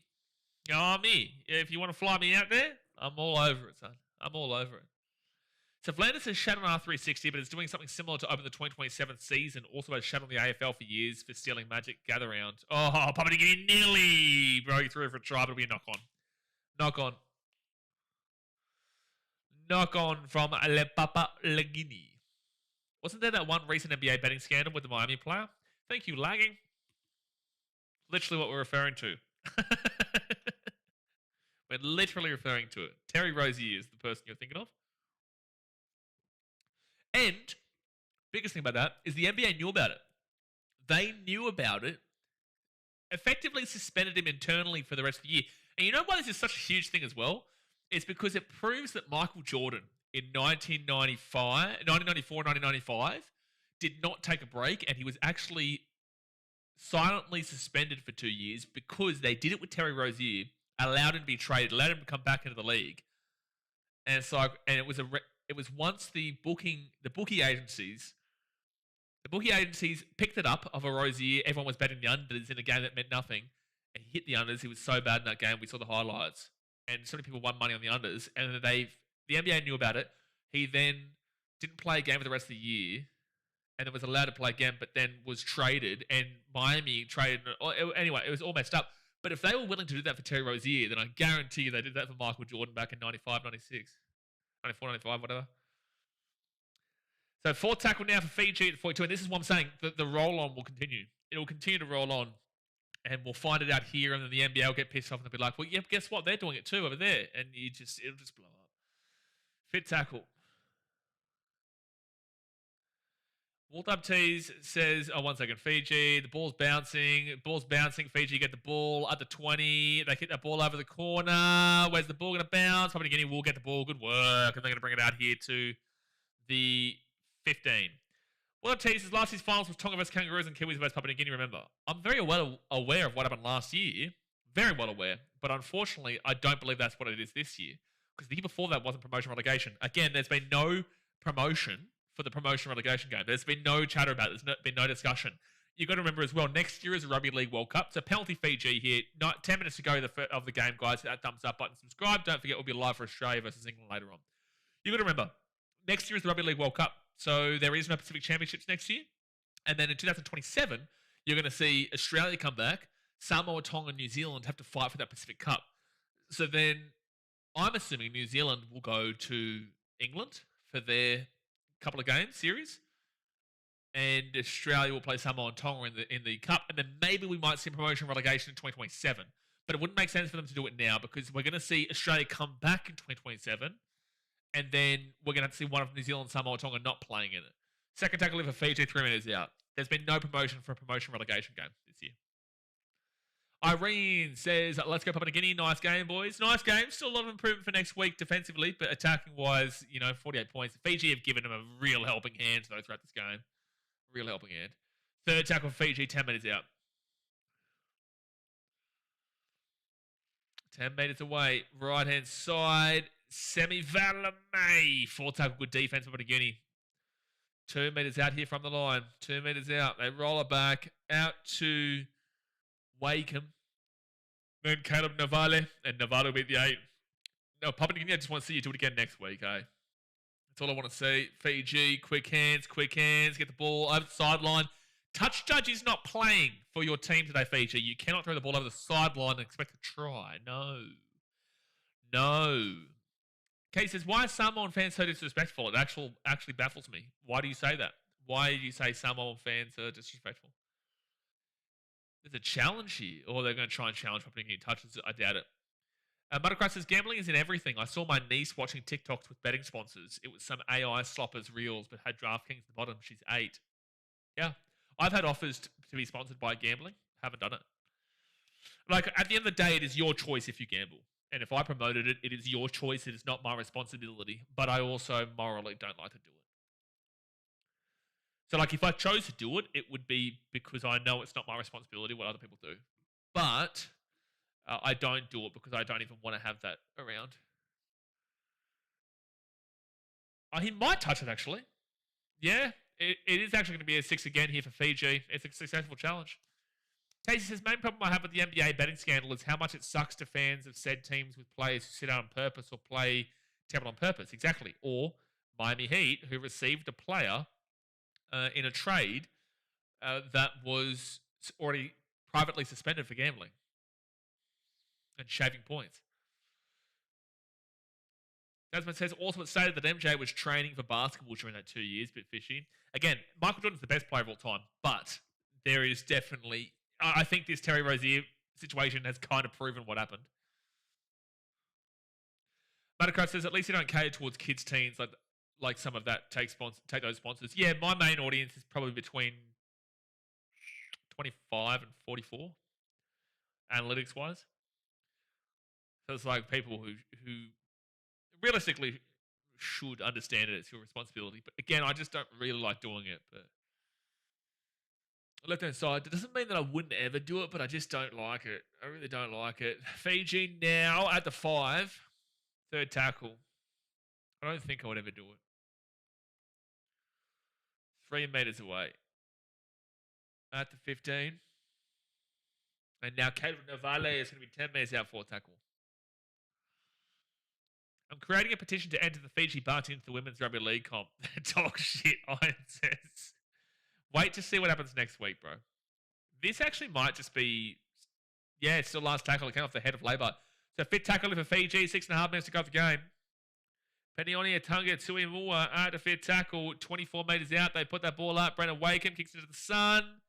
Knocked back here from Fiji. They've got numbers here. They've got the ball. Oh, Tane Milne. Oh, no, he wasn't expected on the inside because not even Tane Milne knew he was going to do that. Jordan isn't on Denzel Valentine's level. Is he still at the Sydney Kings, Mitchell? He went to the Sydney Kings, didn't he? But Casey said they boo the Haka, they boo the Tongan anthem, they boo anything that isn't Samoa. Well, Samoa and Tonga, that is a friendly rivalry there. Like obviously it's like Australia and New Zealand. Like we'll take the piss out of each other, or Australia England. I hate England, but in a sport way, or New Zealand. Like when it comes to Australia versus New Zealand in sports, I want to smack New Zealand. But I love New Zealand. Like I adore New Zealand. It's just Islander banter for the majority, dude. Like I don't think Samoa booed the anthem of Tonga last week. I would have called that out. Samoa booed the anthem? I think that would have been bigger news story. Papua New Guinea will be taken down here at the 35 on Fiji side of the field. 5 minutes to go of the game, guys. Don't forget Australia versus England later on tonight. We will be live for. I'm not going to sleep in between. I'll have a coffee, though. That's for sure. Oh, Dream Baller cracked at the 10. Sydney Kings legend Denzel Valentine. Yeah, don't ever associate him with the Chicago Bulls ever again. And penalty Fiji. Penalty Fiji. How's old mate? Keep it going. Keep it's been good. Best players in Papua New Guinea, though. Morea, Gator Voro, and Ebony Pape. Oh, good players, man. Ebony Pape. The 2 players that I outlined as their best players the other week, Edward Pape and Morea. But Gator Voro, I didn't think was that impressive last week, but he's had a great game today. There was a big boot at the start of the Samoan haka. That's a part of it, though. You got to remember what a haka is. Like, think about what a haka is. Think about what the haka means. What the sipi tau means. What the siva tau means. What the New Zealand haka means. Māori haka. Once you understand what that represents, it's like, well, if you're going up against it as another Islander team, you get it. It's not disrespectful to really boo. Not that people really do it. But a haka has some pretty sinister meaning behind it. And they're doing it to your country. So that's why it's like I don't feel like it's disrespectful. And I don't feel like most countries would find disrespectful.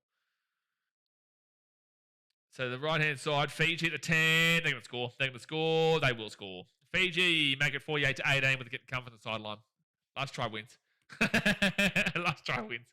There's a rivalry. Even outside rugby, called the Tongan customer, we had Samoan and... called the Tongan customer, we had Samoan and his mate who was Samoan burst into laughter. Yeah, it's all just part of it, man. Like, you watch, Papua New Guineans and Fijians today will take the piss out of each other, but at the end of the day, they'll have a good laugh. They'll drink some Yangona, some kava, they'll enjoy. They'll have a good time together afterwards and have a bit of a party, maybe. Same thing goes with Australia, New Zealand, Australia, England. Like the Ashes is a beautiful example. The Ashes between Australia and England is a beautiful example. When the Ashes are on and the cricket is being played, Australians and English, we hate each other with a passion. But it's all a part of the sport and banter of the game. And everyone just gets drunk and loose and has a good time. And then afterwards, they continue to get drunk and loose and have an even better time. But when the actual cricket's on, it's like, screw you, I hate you. But when the cricket's not on, we're like, well, you know what? I might hate you, but let's grab a beer and we'll sink a few. Well, I bet you I'm better drinker than you. And then the English will go, no, we're better drinkers than you. And then Australians will laugh because the English aren't better drinkers than Australians. And that's a fact. If you'd like to argue that, argue with a wall because you're wrong. Everyone says this would be an ultimate blue ball if PNG doesn't hit that 50. Well, they missed. Fiji missed the kick. It was 48-18 with 2 minutes 45 to go. It would be a pretty big blue ball, but again, next week is the game that I need to see. Next week will tell me everything I need to know about these two teams. This game here tells me enough about nothing.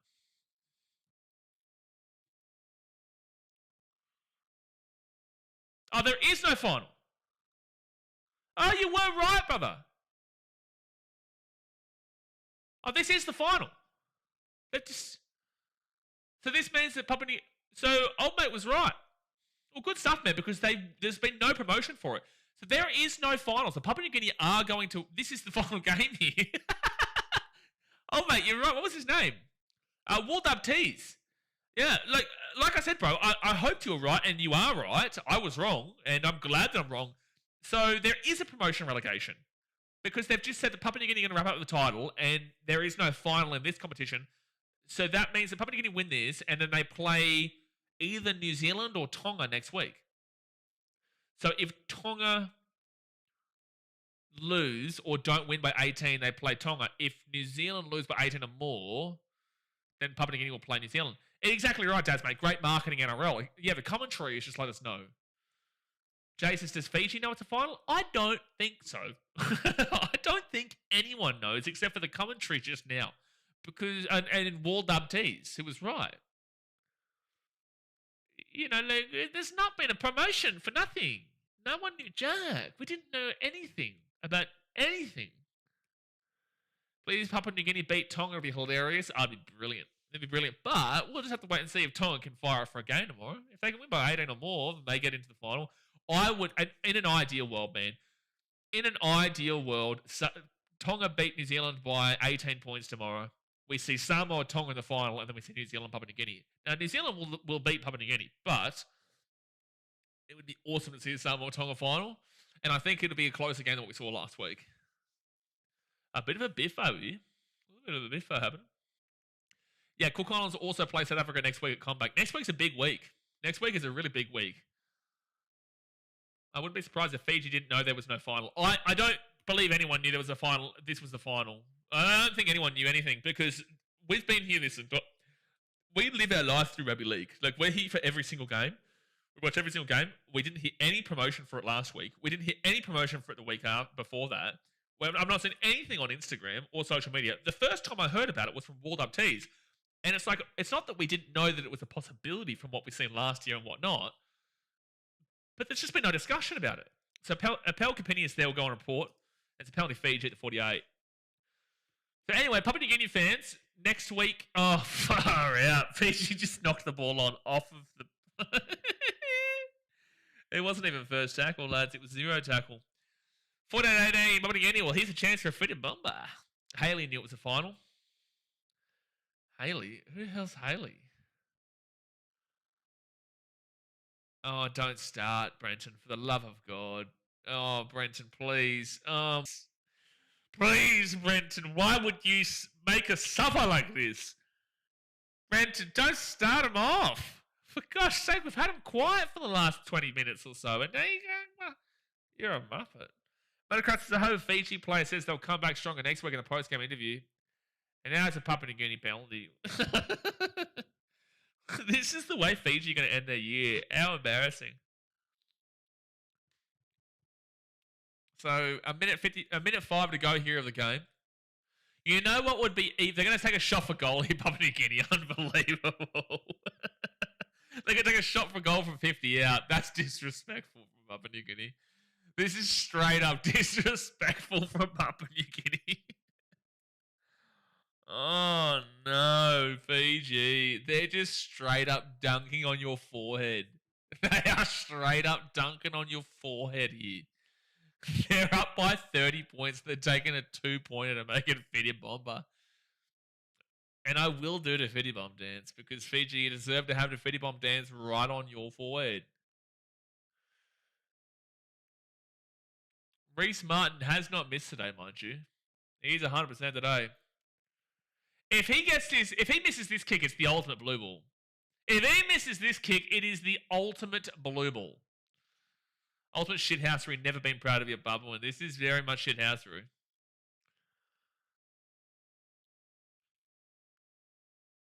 And that will be the siren too. So we're just waiting for Reece Martin here from right in front, 45 metres out. And Reece Martin will fitty bomber, fitty bomber, fitty bomber, fitty bomber, fitty bomber, fitty bomber, smackna, fitty bomber, boomski. Right in your mouth. Take the fitty bomb. There we go. Bretton's dropping the fitty bomb gift for you. You are, remember. Drop the fitty bomb gift. 50-18 to Papua New Guinea. Fiji was absolutely diabolical, son. Diabolical. Maybe never seen anything worse than what we've seen from Fiji today. But now, considering everything we've spoken about throughout this stream, unfortunately, we were ill-advised because there was no promotion of any discussion about a promotion relegation game for next week. But apparently, this is the last game of the Pacific Bowl. There is no final in this tournament, and Papua New Guinea will be playing either Tonga or New Zealand next week, depending on tomorrow's game. If Tonga lose or don't win by 18, then it'll be Tonga versus Papua New Guinea as a promotion relegation game. But if Tonga win by 18, it'll be Papua New Guinea versus New Zealand in the promotion relegation game again, like we saw last year. So, unfortunately, Fiji was just dog shit.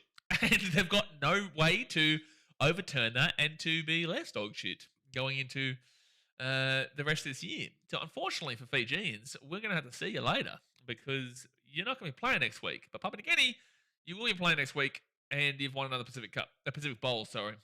So there you go. There we go. But all right, guys, I appreciate you. I will see you tonight.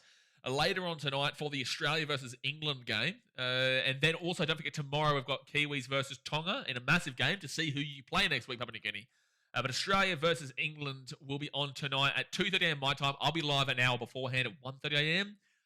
For a big night. The game will start at 1:30 a.m. New South Wales, 12:30 a.m. Queensland. But I will start streaming at 1:30 my time. So 12:30 a.m. New South Wales, 11:30 p.m. Queensland time.